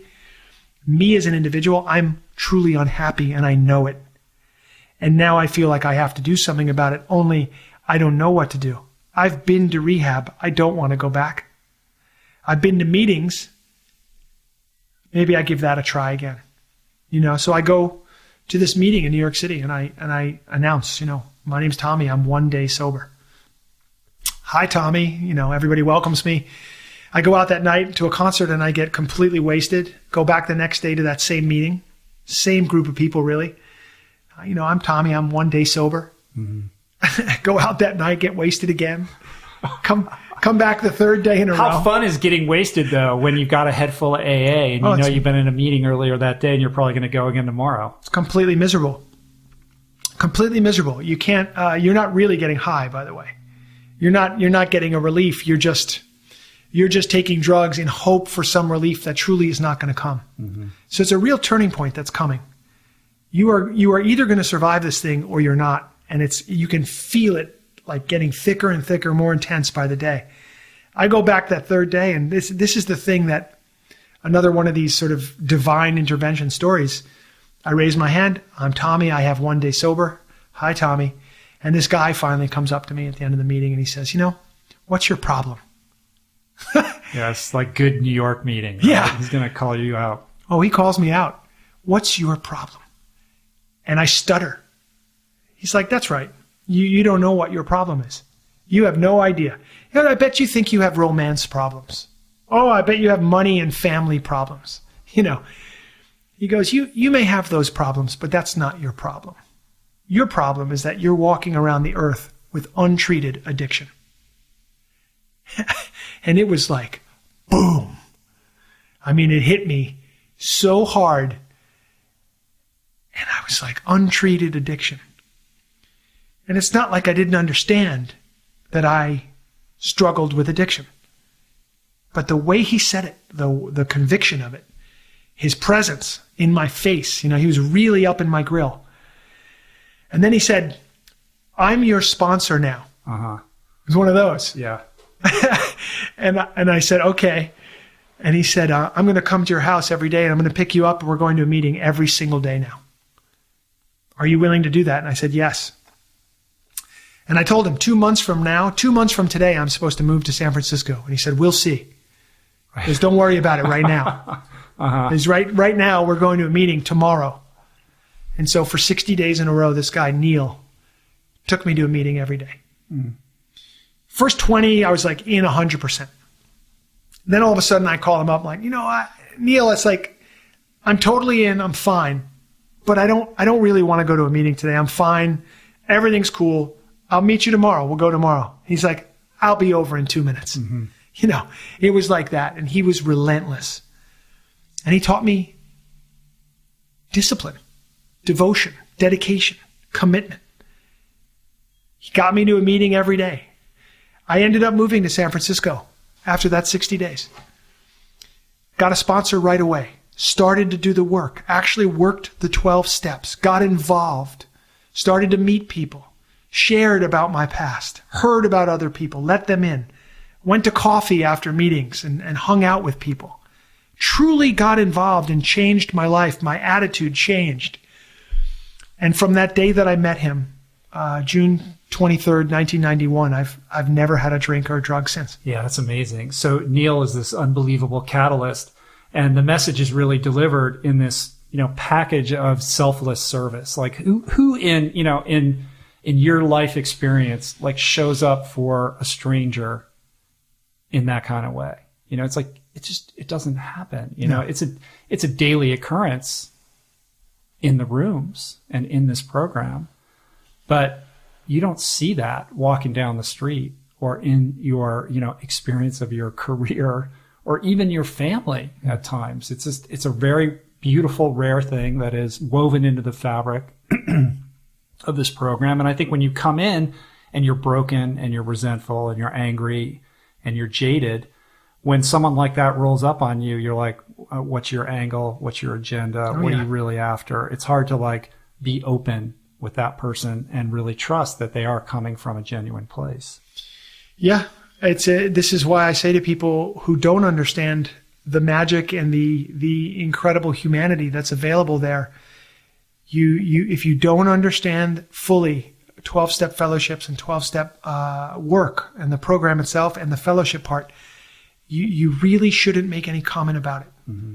There's some very, very valuable and amazing things there, and you and I are the outcome of our life is tied up with that reality. Yeah.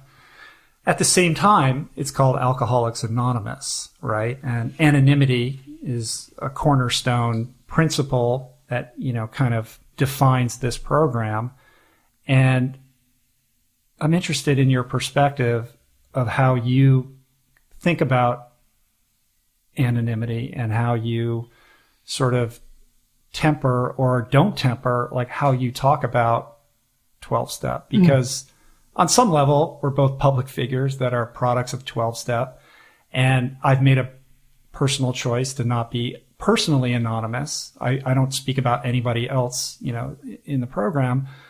But at times, and what we've just done is kind of speak about 12-step in maybe not the most general terms. So is that a transgression of anonymity? Like, how do you think about that and try to, you know, sort of adhere to that tradition and also kind of do what you do, which is try to broaden people's perspectives about recovery in general? Yes. Thank you so much. It's a question that gets raised for me in a lot of ways that aren't quite as nice as the way you just raised it.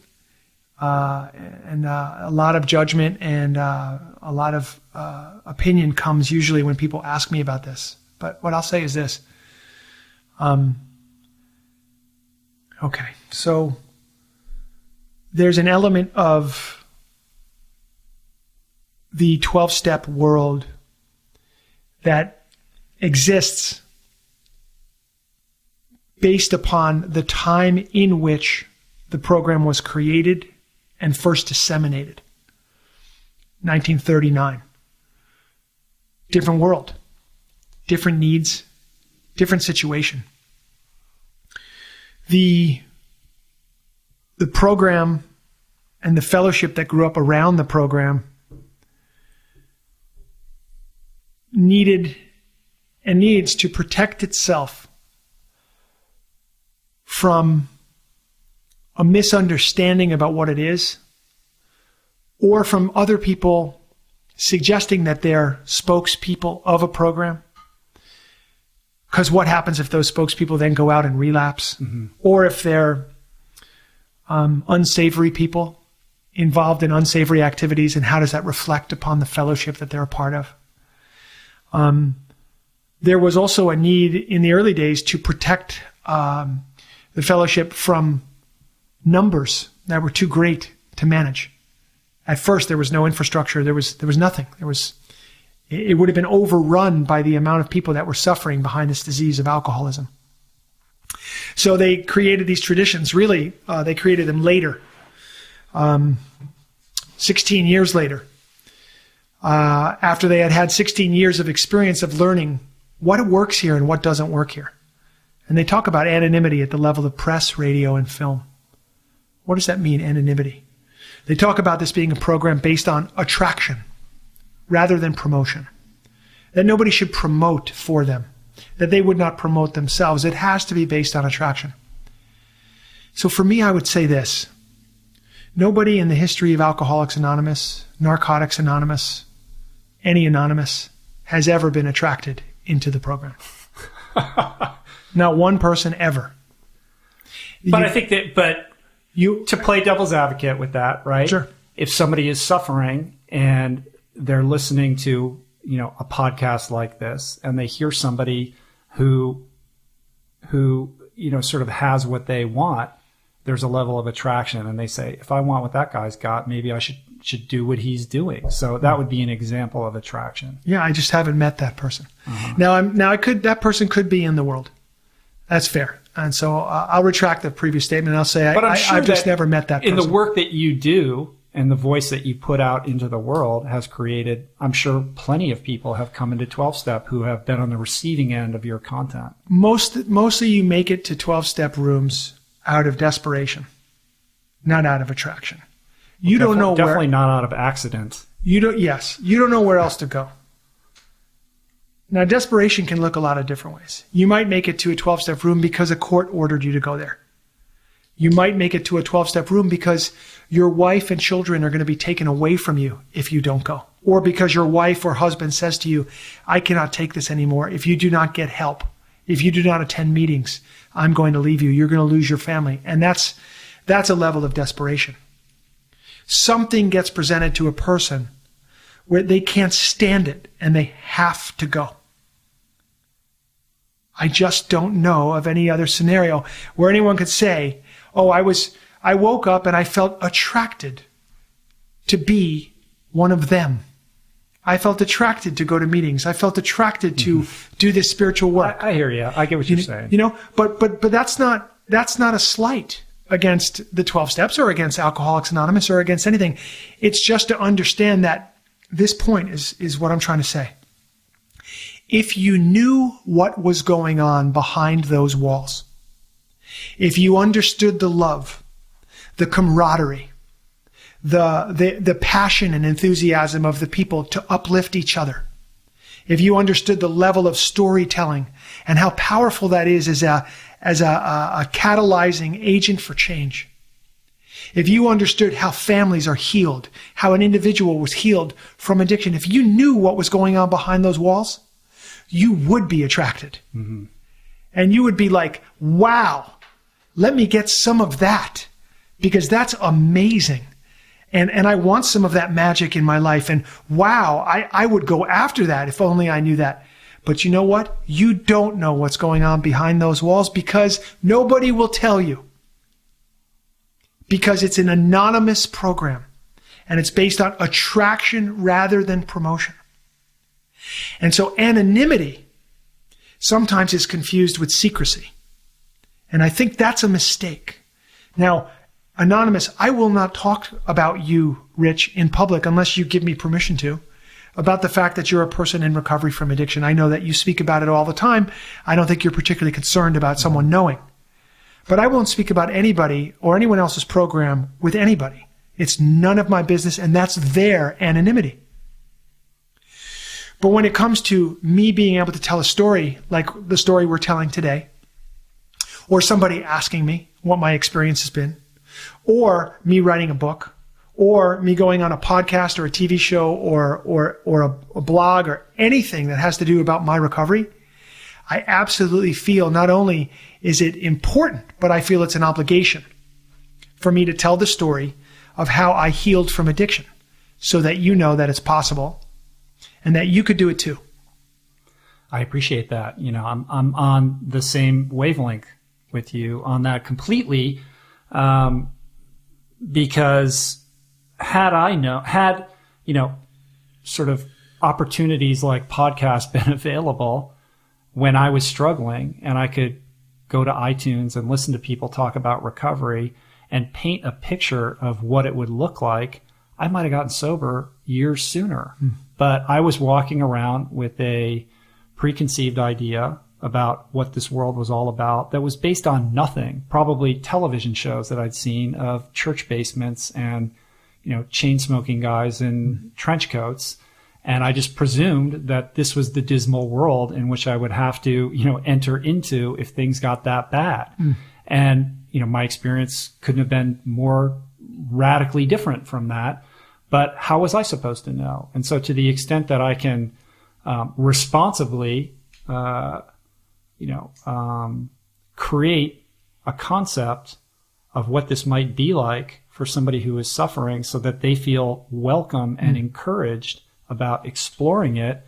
And to the extent that I can help them overcome the preconceived ideas that they have about what it would be like, I see that as well as a responsibility, as a way of carrying the message. I do get caught up in thinking, am I transgressing that tradition? And I'm always confused about where that line is drawn. I'm very clear about other people. I would never venture into that. But when it comes to the entity itself. And so, I appreciate you articulating in that way. And I think that gives me additional clarity about how to handle that. Thank you. There's also maybe a deeper sort of thing that we could explore now or another time. But there's a level of shame that seems to go along with the dis-ease of addiction, alcoholism, what have you.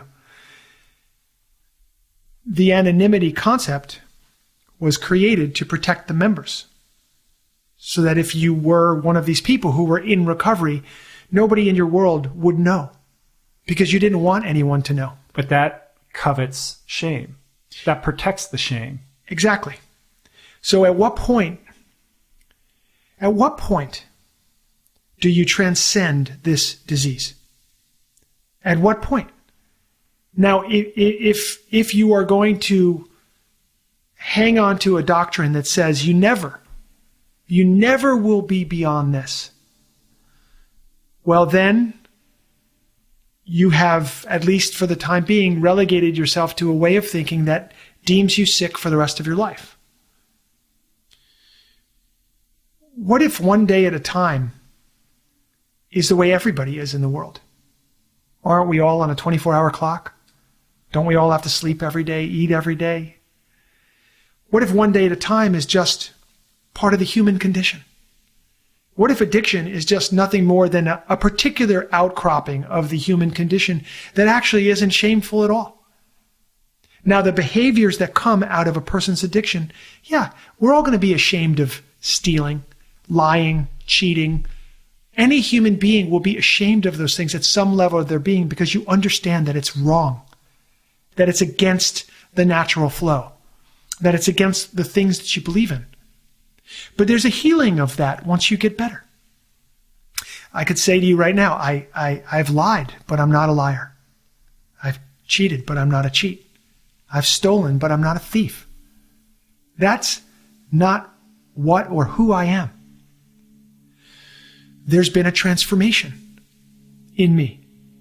I recognize that I behaved poorly because I was in a very dense state of consciousness in which I would seek to feel better from my disconnection and my disease through the taking of drugs that only made things worse for me. I did that. I'm not ashamed of it. Not even in the slightest bit. I don't regret it. I'm not ashamed of it. And I'm not particularly concerned if you have a judgment about me for it. I'm comfortable in my character and my personality today. I've healed to the point where it doesn't matter. So you see, I'm free. Now, if you portray freedom to people who say to you it is not possible to be free, you will be threatening. You will be disrupting their way of being. And a great outcry will take place. And the way my friend described it is, you're in a barrel of monkeys and you're climbing out of the barrel, and the other monkeys don't like it. And they will do everything they can to pull you back down. Now, that's not to say that I'm not referring to people in 12-step programs as a barrel of monkeys. There's no end to my respect and love for anybody who's working at moving along a continuum of being free. The only thing I'm saying is, at what point do you become a human being on a path of discovery and not just a member of a fellowship? At what point do you move beyond all that? Yeah, no, I get that. I mean, that's beautifully put. I think the only caveat I would present you with is that freedom is preconditioned or is contingent upon a continual commitment to progressively growing. which is the case for every human being. Right. So the sense that, like, I think baked into the word freedom is this idea, well, you can just relax and take your foot off the gas and cruise. Right. Right.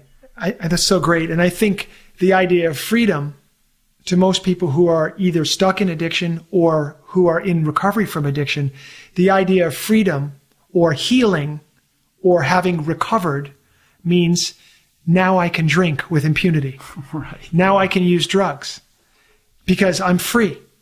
Now I get it. Before I was an addict, but now I'm free. You see, the way I'm looking at it is anybody who seeks to solve their life's problems through something in the outside world that ultimately is addictive is in a state of delusion. Mm-hmm. It's delusion. And it will be played out. You don't have to listen to me. It'll be played out in your life. Just like it was played out in my life. When I looked to the outside world through drugs, alcohol, sex, food, gambling, cigarettes, etc., etc., etc., to solve my life's riddle. I had the right destination in mind. The right destination is connection, love, healing, recovery. But I was on the wrong train. I got on the wrong train. And so all I'm saying is we have to get on the right train. And when you've healed and when you're free, you will know it because you no longer have any desire to go back to the behaviors or the person that you once were. It's as if it's like a snake that has completely shed its skin. It's not you anymore because it never was you. But to get to that place, there's a lot of work that has to happen. You got to wrestle with the dark recesses of your soul and really figure out who you are. It's a process of birthing the authentic self within so that you can stop jamming that square peg into a round hole and suddenly that peg fits perfectly. And to get to that place means, making peace with your past and mending those relationships and resolving these, emotional wounds or overcoming these childhood traumas, to put it in Gabor's terminology, so that you can own your story, speak freely about it without shame, without being triggered emotionally. And with that comes a sense of not just self-esteem, but self-empowerment that allows you to then be this lighthouse who then is an attractive, sort of person for somebody who is struggling or further down, a couple pegs further down on that path. But it doesn't come overnight, and it doesn't come without, you can't circumvent or find some way to growth hack that process. And think of the alternative. So you can just, you can continue. No one is saying you have to do anything. You can stay on your train. And eventually, you yourself will become sick of it. Not because I say so, or your parents say so, or an authority figure of some kind says so, but because inside, you're not meant to suffer in that way. And you will wake up to it. And you will realize this is unbearable. This is untenable for me. I'm going to have to change. What do I do? And it begins one day at a time. Mm. It doesn't happen overnight. It is a lot of work. But what are you doing in the meantime? Being a human being, you think you came here and it's going to be easy? Whether you're an addict or anybody else on this planet, you think there's anybody that gets away from being human? I think we need to reconceptualize or redefine the word addiction in and of itself. I think that we think of addiction in terms of severe cases, the heroin addict or, even the bulimic or something like that. But I think that the vast majority of people, if not everybody, falls somewhere on a spectrum of addiction. How often are you checking your Twitter feed? Like, why can't you stop going to the mall? How much ice cream are you eating? What are you trying to resolve within yourself through the relationship that you're in?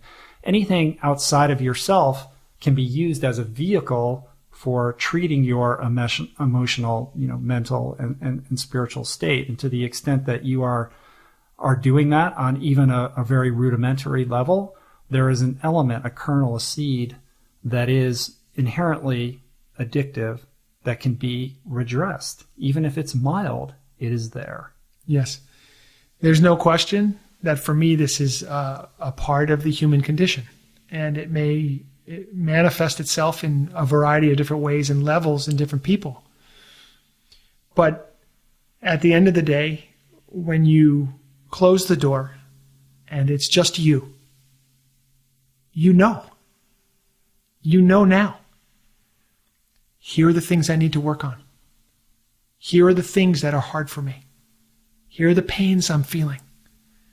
Here's the difficulty of being me, the difficulty of being human. Like, you know what it is, and you know the things you do, the escape hatches that you look for every day to not sit still long enough to face those realities. Heal them.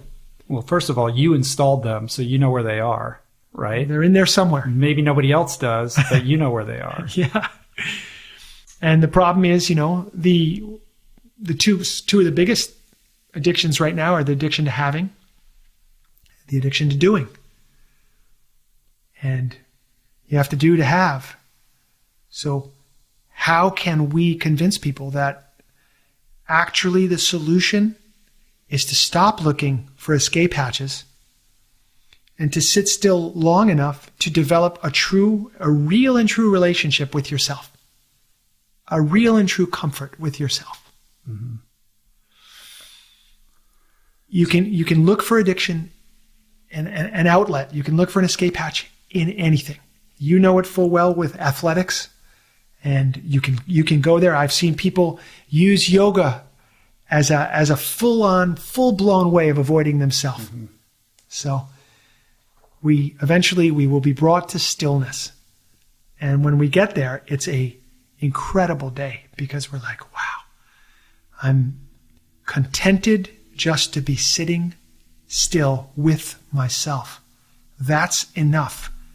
Now, most people never even could imagine such a place or imagine that they would want that for themselves.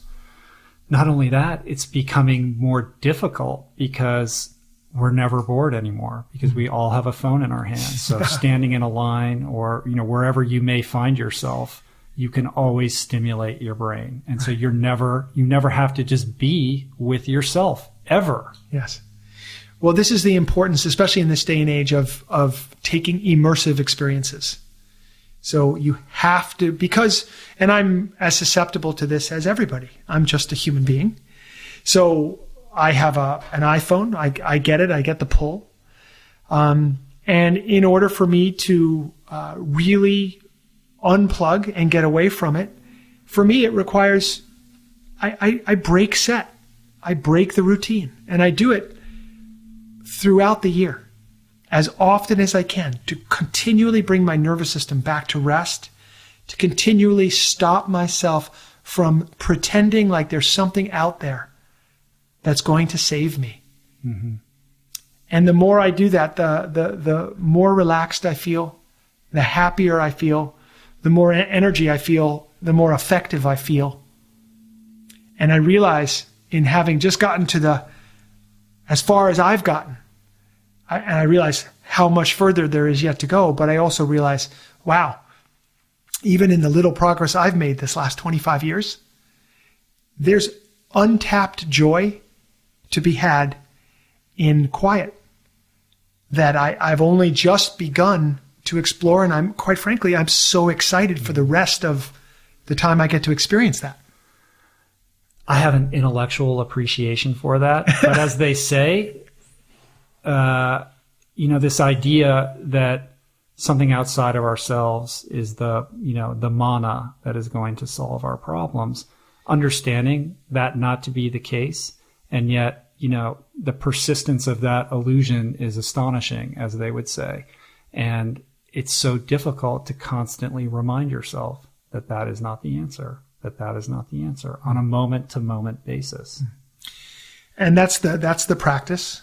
Just like the meditation practice might be just simply to notice that you've been caught up in thinking and to bring yourself back to the breath. It's that same practice, practice without judgment. And then the other piece of this, which we haven't really gotten into, of course, is you touched on it before, but service. I mean, when you are available enough to actually show up for somebody else, the way that Neil showed up for me, the way my father showed up for me, the way my countless teachers have showed up for me, the way you showed up for me today. It's where the real juice is. Mm-hmm. There's a real alchemy in that. And there's a real joy in that in and of itself. Like the connection you feel and seeing somebody's lights go on when you look at their eyes and you're like, how maybe Neil could feel if he understood how much he affected my life. I mean, when people have written me and said, you really helped me, that's a great day.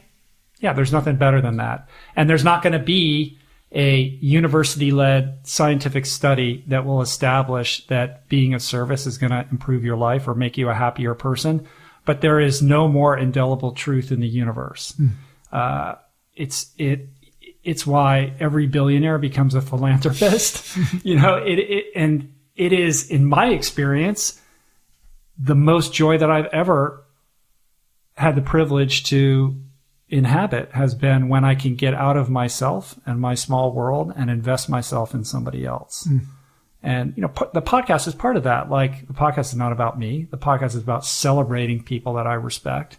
And to be able to sit here and put a microphone in front of somebody like yourself that I have a lot of respect for, who has a powerful message, and to be able to share that with a lot of people is an incredible privilege. And yeah, it's a business, but it's also an act of service that gives me incredible pleasure. It gilds my life with meaning. And to the extent that, you can find some version of that for yourself in even the smallest way, looking the cashier in the eye at the Ralphs, it doesn't have to be a big deal, but to develop habits around that is the quickest, easiest, cheapest, most facile, most insanely effective way to improve the quality of your day-to-day existence. I love it. That's traveling first class to me. Yeah. Yeah, for sure. I just want to say on that note, I got back from India a week ago now. And when I'm there, the reason I go every year is because I'm encountering these unbelievable individuals that have, in my opinion, achieved a certain level of mastery in life. And they stand as examples of what I could someday strive to become. And I need an example like that to something to go toward, right? An example of victory. And they really are that. Every one of these people, if I had to say there's one characteristic that is common to all of them, it's not the service that they do, it's that they're in service all the time. There's never a moment when they're not in service. Everything is service to them. It's just an attitude that's in the cells of their body. It's how they traverse the world. It's how they navigate. And it doesn't matter who they come across or what the situation is. There's never a no from these people. It's, yeah, of course. Well, yeah, okay, well, let's talk about it. Oh, okay, great, this is up now. Let's figure it out. It's one thing after the next. They're just there to serve. They realize that they're not the doer. They're connected to God in a way that lets them understand they're not the doer. They have to take the action, but the fruit of their action is not theirs. And what an incredible way to live. It's just beautiful. That is amazing. That's beautiful that you are able to go and have that. You do that. You go every year. Every year. You come with us next year. Yeah. Where do you go specifically? We go to Rishikesh in the north, and there's a beautiful festival called the International Yoga Festival there. And then we bring groups of people in recovery out there. So we just did a Recovery 2.0 immersion there. So we had 25 incredible people in recovery coming to just immerse in spirit and recovery and yoga, meditation. And we had a wonderful, just immersive experience in India. So, that's a yearly annual occurrence for us. Yeah, it's beautiful. Well, let's talk about Recovery 2.0. Like, I'm interested in your thoughts about sort of innovating or iterating on traditional 12-step, not in a replacement model, as we said before, but in a supplemental or complementary kind of way. So talk to me about, how you approach that and you know, where all of this comes from. Recovery 2.0 is really a community of people that believe we honor all paths to recovery. If you are asking me or a Recovery 2.0 person for help because you're struggling in addiction, we would refer you to a 12-step program if you were willing to go there, because many of us have had success there. Some of us, though, are smart recovery people, and some of us have had success there, so they might refer someone to smart recovery. I've had direct experience with Noah Levine and refuge recovery, the Buddhist approach. Right. Yeah. Very powerful. Other people have had great success, myself included, with Y12 SR, yoga, and 12-step recovery. That's Nikki Meyer's work. Other people are more of a Christian approach, more of a religious approach. That's Celebrate Recovery. We're all into it. See, whatever you have chosen as your path of recovery, or whatever you're willing to embrace, we'll support you along the way. It's not about this way or that way. It's always as long as it works. Now, if you hit a wall, or you struggle, or you're relapsing and you need to try something different, we'll help you with that. We'll help suggest different ways that you can approach this challenge in a different kind of way. If you tell me, I'm open and I'm willing to try the 12 steps, great. I can refer you, I can help you to understand how that process works. If you're not open to that, we'll find something else for you. In the meantime, Recovery 2.0 puts out yoga videos, meditation videos, nutrition videos, lifestyle videos, spiritual videos, interviews with experts, all kinds of stuff that can help inspire a person and give them applicable tools to move along their path of recovery, whatever that path of recovery is. Now, very soon we'll release we'll launch our membership community online, which is coming up, I believe, in July of this year, which is exciting.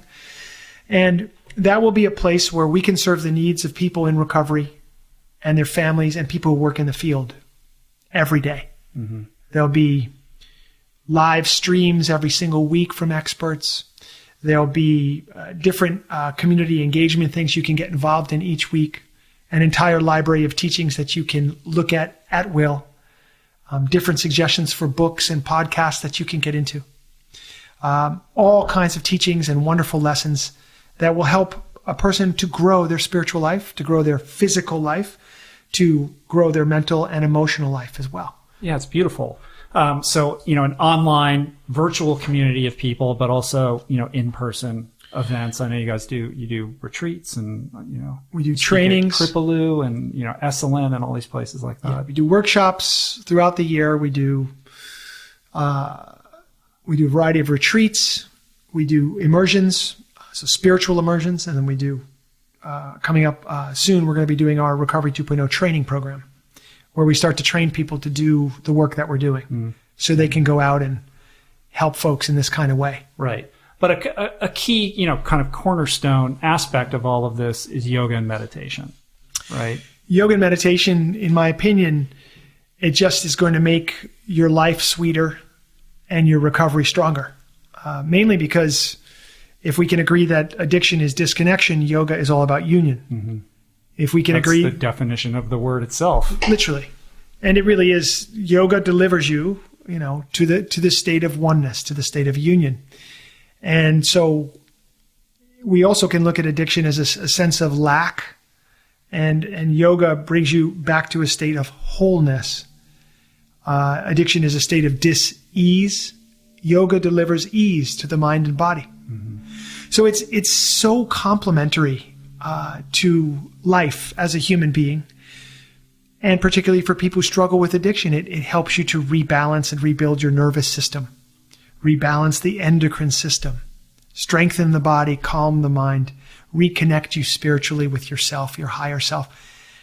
So it's such a wonderful thing. Of course, meditation, it's going to help you calm the mind. It's going to get you the ability to be still, as we spoke about earlier. And as my teacher likes to say, you know, Tommy, he says, Tommy, you need to fall in love with the subtle. You need to be thrilled by the subtle.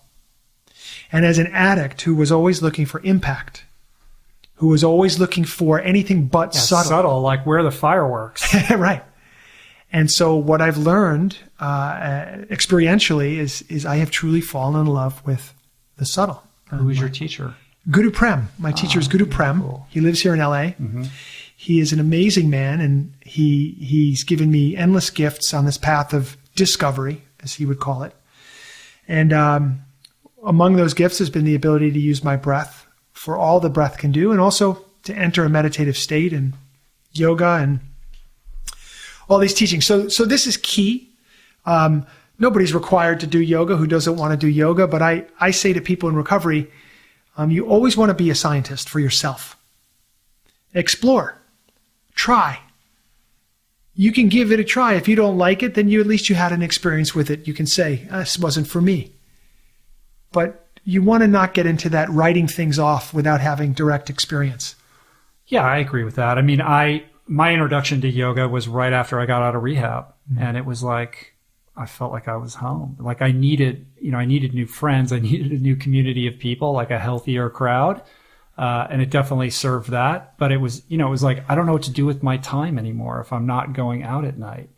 And I just gravitated towards yoga, fell in love with it. And I think one of the things it did for me, as somebody who had been an athlete and knows how to be in the body and also was in kind of an intellectual career and knowing how to be in my mind, I had bifurcated these things. And we like to think about, sort of mind, body, soul, spirit, whatever, and differentiate these things. We don't understand that these are integrated systems that are part of a greater whole that cannot be disinterlineated from each other. And yoga is a great, beautiful process of helping you to understand that these things are all working together. And it's a methodology for enhancing the synchronicity of how you're functioning emotionally, mentally, spiritually, and physically.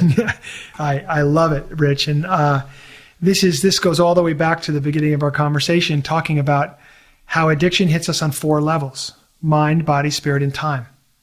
And so recovery has to treat us on all 4 levels, and yoga happens to do that. It improves mind, body, spirit, and it also improves our relationship with time, brings us to the present moment and the ability to enjoy the present moment for what it is. Yeah, and it's interesting that, meditation is baked into the 12 steps. But I think it gets short shrift. It's not, I think it's the bastard stepchild of all the steps. You know what I mean? Like you kind of rush through this really short meditation in general at, most of the meetings that I go to. But to really take that one seriously and expand upon it and understand that there's a whole world to explore within that. And the founders of the big book, of the 12 steps, essentially Bill Wilson and Dr. Bob, they were the first to say, there are elements in this book that are incomplete. They knew that. And they said, we are going to have to seek. How dare you? I know. They were very clear about it. They've written about it openly. And most people, if you just search, you'll find so many references, Bill Wilson in particular, saying, we don't know everything. We're going to have to look for outside help. And I think in the world of meditation, what's presented in the original text, the big book, what's presented is a form of contemplation that I happen to think is beautiful and very powerful. From the yogic standpoint, it's not meditation at all. But that doesn't matter. There are different looks at what this thing is. But at that point in 1939, when this book was written, they devoted 1.5 pages to this idea of meditation. And it was a form of contemplation, of being quiet, of asking questions and allowing answers just to come. And it's a beautiful process. And then as a person desires to get deeper into meditation, they can look for more.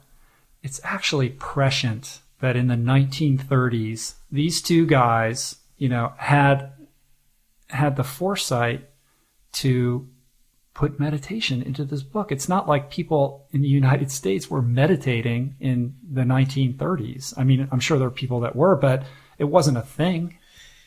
It comes straight out of essentially the Christian mystic tradition. And they were exposed at the time to, there's an incredible book I'm thinking of. It's called Not God. Not God. It's the history of Alcoholics Anonymous, written by I'm forgetting his name. It could be Ernest Kurtz. Mm-hmm. Incredible documentation of the early days when these guys were exposed to first century Christianity. And the first century Christians were basically, they'd come to the conclusion that, listen, before there was a church and before there was any of this, there was those first years after Jesus was gone. What was going on then? What was happening then? And so they decided to sort of adopt a lot of those practices. And in fact, there was contemplation and meditation going on as a direct teaching from Jesus Christ. That's interesting. And so that's the source material for how that ended up in... So they figured we need something that can tap into a person's ability to connect more deeply with God. And that was from the Christian tradition, that was the form of meditation that would bring you closer to God. And so they speak very in simple terms, which can be expanded upon by anyone whose thirst for more takes them further. But in simple terms, you would sit and you would get very quiet and be very still and be very open and not have any agenda, but to ask a question and just to allow whatever download would come, just to allow it. And the better and better and deeper you would go into this and get at this would be essentially what you're doing is you're developing intuition. It's the development of intuition through contemplation. It's a very Christian practice going back. That's fascinating. That's absolutely fascinating. Well, speaking of inching closer to God, I want to switch gears a little bit. There's something we got to talk about, which is this sudden cultural obsession with ayahuasca. So let's talk about the work and the medicine. Sure. Thank you. I don't know if you know, I wrote an article on this. I did. I read it. Okay. Yeah. Good. All right. So good. And I'll just preface this by saying that this has come up on the podcast before. And it's come up quite a bit with many of my friends who are exploring in this world, some more than others, some a lot, some to an alarming degree. And as somebody who's never done it, I don't have judgment on it, and I'm not sure what to think of it. Like I'm reluctant to form an opinion on it, but when it gets presented to me as an avenue for enhancing my sobriety, I sort of think of it as it's like telling an alcoholic or an addict that the solution to their problem lies in a mind-altering substance. Like, that's good news, right? That's news I want to hear, And that's very dangerous territory for me. The red flags go up, and I'm like, I don't think that's such a good idea for me. But it keeps coming up, and more people are talking to me about it. And I know there's a lot of listeners out there who are sort of in that similar position, who are trying to form an idea of what this is about and whether it's right for them. Everything in the natural world has a value, has a purpose, has a meaning. There's nothing that's wasted. Ayahuasca has a place. In the world of recovery, I mean, you're getting down to the most core discussion of what are we after and what were we always searching for. And in all the places that we've looked, all the effort we've put in, all the drugs we've taken, the alcohol we've drank, the ways we've acted out in other addictive ways to solve the riddle, to try and figure out, who am I? How am I to be in this world? How can I find peace and contentment? How can I get beyond the suffering of my condition?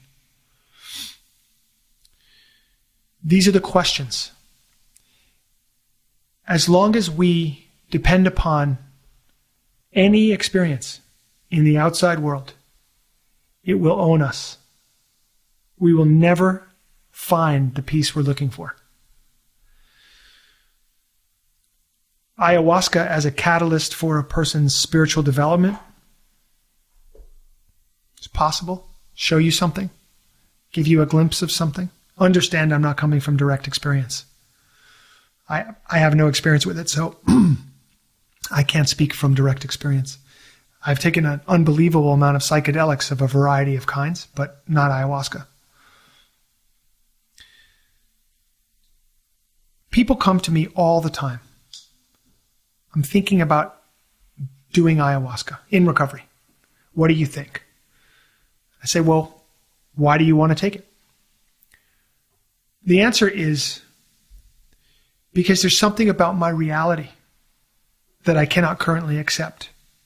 And I hope that by taking this medicine, I'll be changed in some way, or reality will be changed in some way, so that then I can find peace.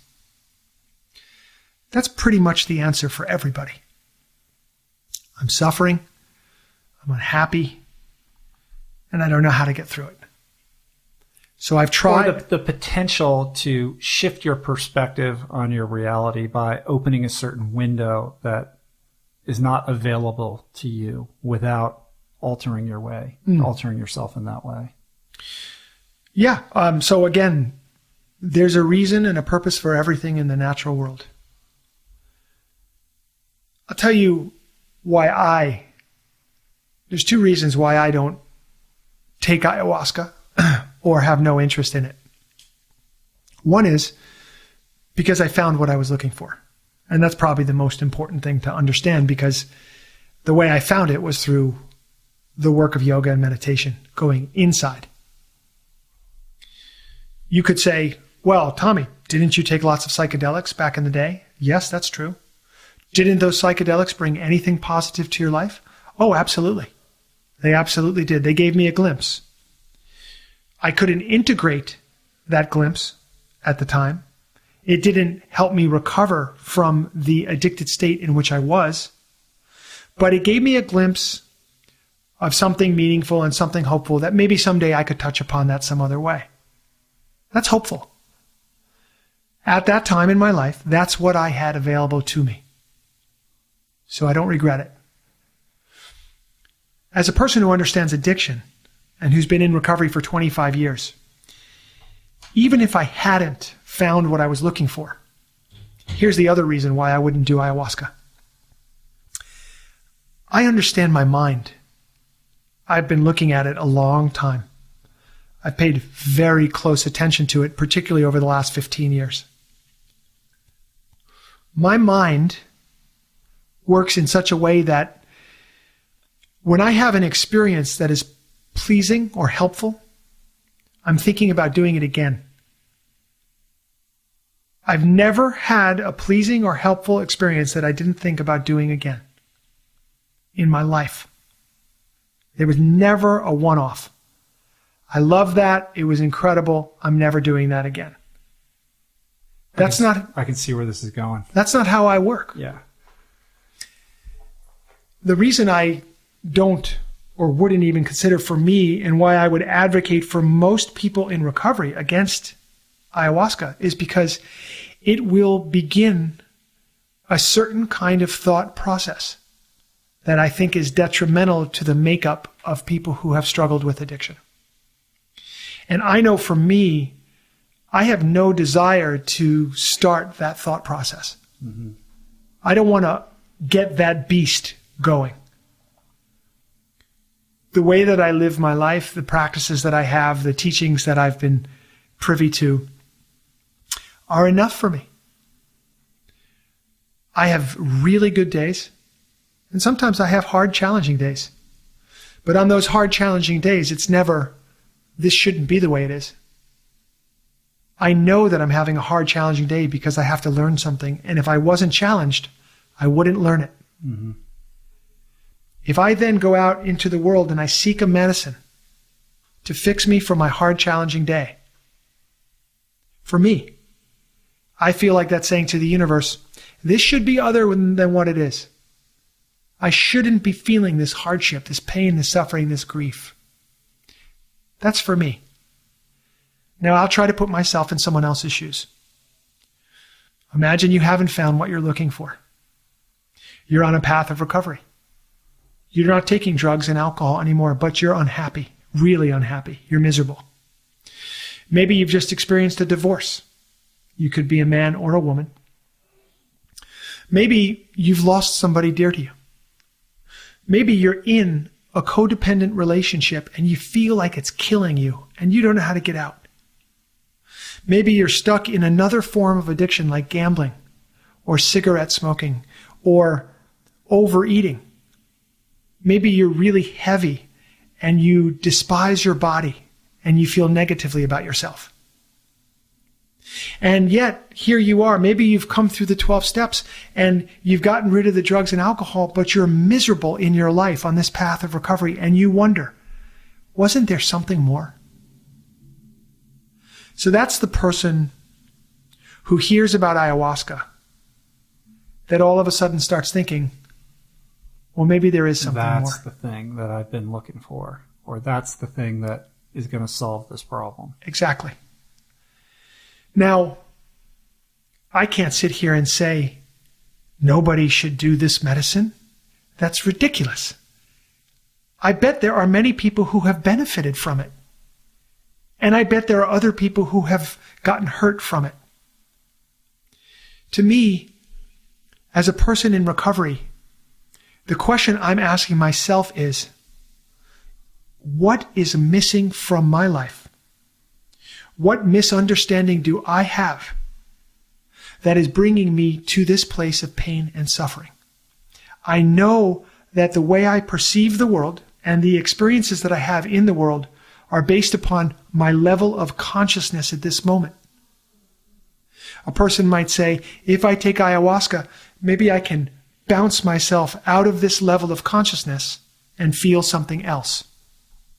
I would say, if you don't match that with a program of recovery which has depth and weight every day of your life, then you'll just be reaching out into the outside world for another drug. Mm-hmm.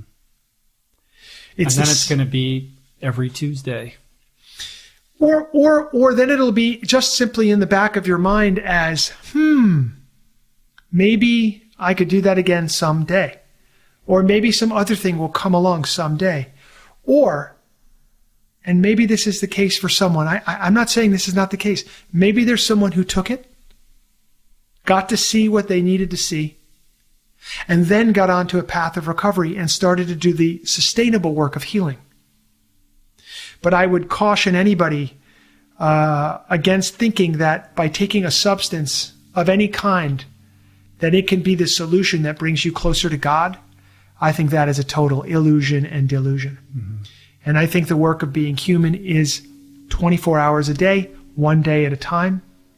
I don't think there's a magic pill of any kind. I think that meditation and yoga is a sustainable way to visit the wonderland of your consciousness and go to not just the places that any substance could take you, but everywhere else. I think it takes time to learn those techniques, how to do that. But I think what we're all searching for, the love and the connection and the oneness and the sense of purpose and why we're here, I think it's available to people, in a myriad of ways that don't include any external substance. Right, sure. But I think when you kind of contemplate, first of all, I really appreciate that well thought out response. That was beautifully put. When you contemplate this in the context of our, hyperdrive culture where we want what we want when we want it, the way we want it, and we're all trying to, sort of shortcut our way to meeting all of our wants and needs, there's going to be this idea that I can either spend, all this time meditating, next 10 years of meditating to like master meditation so I can get some level of some sense of higher awareness that comes with that. Or I can just drink this tea and just take the superhighway there immediately, right? That's sort of more in line with how we function socially right now. So that's what you're competing against. Yes. No, I recognize, and thankfully I'm not competing against it. But I mean, it's sort of a competition of hearts and minds. You know what I mean? Like, this is where most people's heads are at. Like, it's like, I don't want to, why waste all that time when I can do this and get there right away? Well, to answer that question, someone who would ask that question, why waste all that time, is in a very, very addictive relationship with time, and is already in the way of living, of bringing on, hopefully, a desired future that will be better than this present moment, and is therefore living in illusion. Because it will never get better than now. That is the truth, and let that bend your noodle, right? Yeah. I mean that. Yeah. No, that's profound. Well, the level of if-then thinking of the human race. Okay. Everyone should ask themselves this question. When's the last time I did something simply for the joy of doing it, not for what it might bring me later? For example, did you go to the gym today? Really and truly because you had joy, real true joy in the gym. And it wasn't about how your body would change as a result of you going to the gym, or what might happen later, or how somebody would think of you with your newfound body from going to the gym. Did you go to the gym for pure joy? How about yoga? Did you really go to yoga class today because you wanted to connect in with yourself? Did you connect in with yourself when you got there? Was it joyful? Or was it some later moment? Maybe I can get that yoga body that I've seen, and I can get those Lululemon pants, and it's going to just be the right look for me to get the right things that I'm trying to bring into my life. Because, or who else is going to be there? Or who else will be there? Or, are you going to eat food today based upon a diet that you're on that will bring about a certain kind of effect? Or can you really just naturally just enjoy a meal today? Not overeating, not throwing sugar and processed food down your gullet, but just being able to sit and connect with people. When's the last time you had a meeting that wasn't a meeting? That wasn't about work? That wasn't about making money? That wasn't about a networking connection? When's the last time you met with somebody because you loved them and you only wanted to talk to them and you wanted to give them your full attention, and you turned your phone off, and you didn't want it to end because the connection between you and that person, and I'm not talking about a lover or someone you were trying to get to go to bed with you. I'm talking about a friend, a family member, somebody that needed you, and you were present for them and they were present for you. So this is what we need to cultivate into our lives, is presence. The future, if we're living for a future that may or may not show up, time has us, we are in time-bound consciousness, and we are going to forever be trying to find a way out of that suffering. That's a beautiful place to end it, I think. That was incredibly powerful, what you just said. I appreciate that. We're like well over 2 hours here. We got to wrap it up, but I can't let you go without sort of imparting a little bit of wisdom for the people who are listening, who are perhaps still suffering or caught in some cycle of addiction that they've been unable to crawl out of. So where does somebody begin to address what has previously been unaddressed or underaddressed in their life so that they can grow and heal? The beginning of change at any level, whether you're trying to get sober from an addiction today, or you're already sober and you're trying to make a health change in your life of some kind, the thing that has always done it for me is community. So I have to have, number one, I have to let somebody know about what I'm feeling, honestly, and what I'm trying to achieve. So if I'm trying to get sober, it turns out that being around other sober people is a huge asset. It actually unlocks possibility.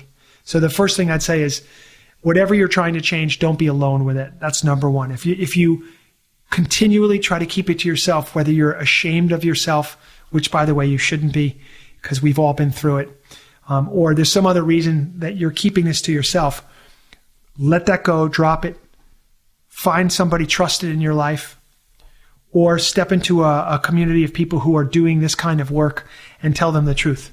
That is going to help a tremendous amount.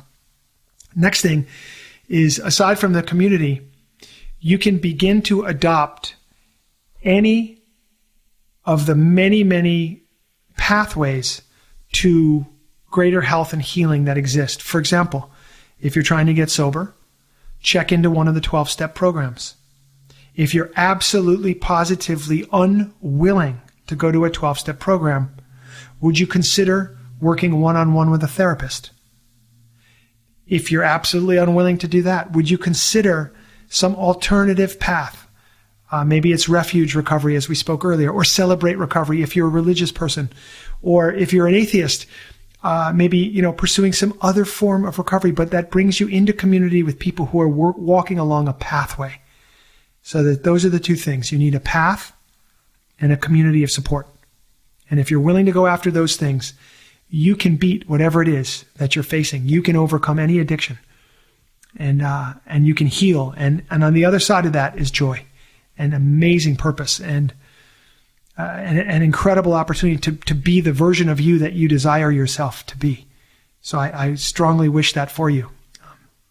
And if you're unwilling, then you need to keep doing your research until you are willing. Yes. Right? Yes. If you just need to stay alone with this thing, I want your suffering to become so intense in this minute that 60 seconds from now, you'll realize, okay, uncle. Right. And you're willing to do anything. Yes. Right. And the excuses go out the window. That's right. Beautiful, man. We did it. That was fantastic. Thank you so much. Thank you, Rich. You're a beautiful soul, and I really appreciate the work and the heart and the intention that you put out into the world. You're helping a lot of people, and you are a beautiful, shining example of service. We need more people like you. We should clone you.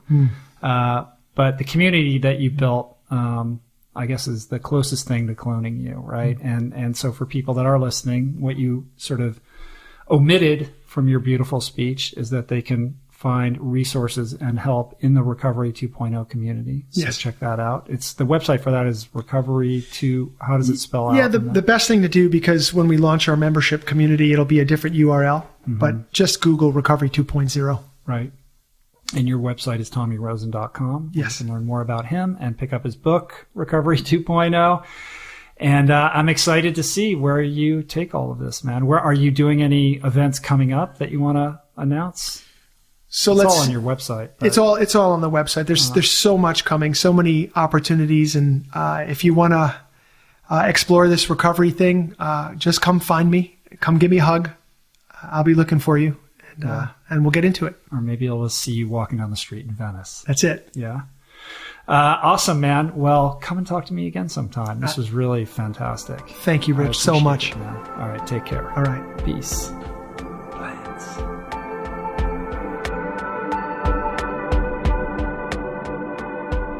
All right, we did it. I hope you guys enjoyed that, especially those of you out there who had been petitioning me to do an addiction and recovery focused episode.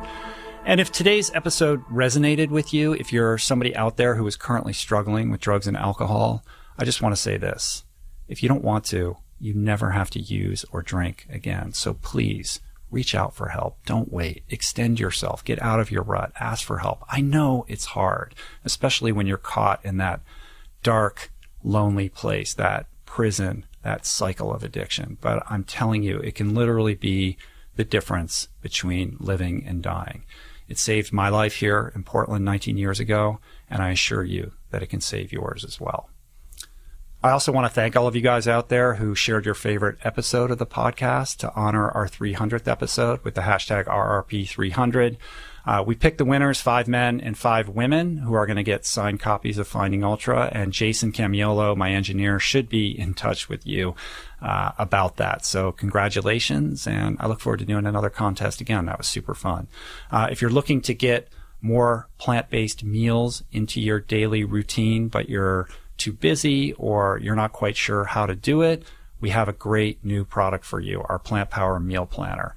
And what I love about this is that it solves all of the problems and creates ease and facility around adopting a plant-centric lifestyle. Because the truth is, 8 out of 10 people who try to go plant-based end up lapsing. And that's tragic. And the reason for that is that they either don't have the tools, or they don't have the resources, or they can't find the time. And that's why we created this program for you.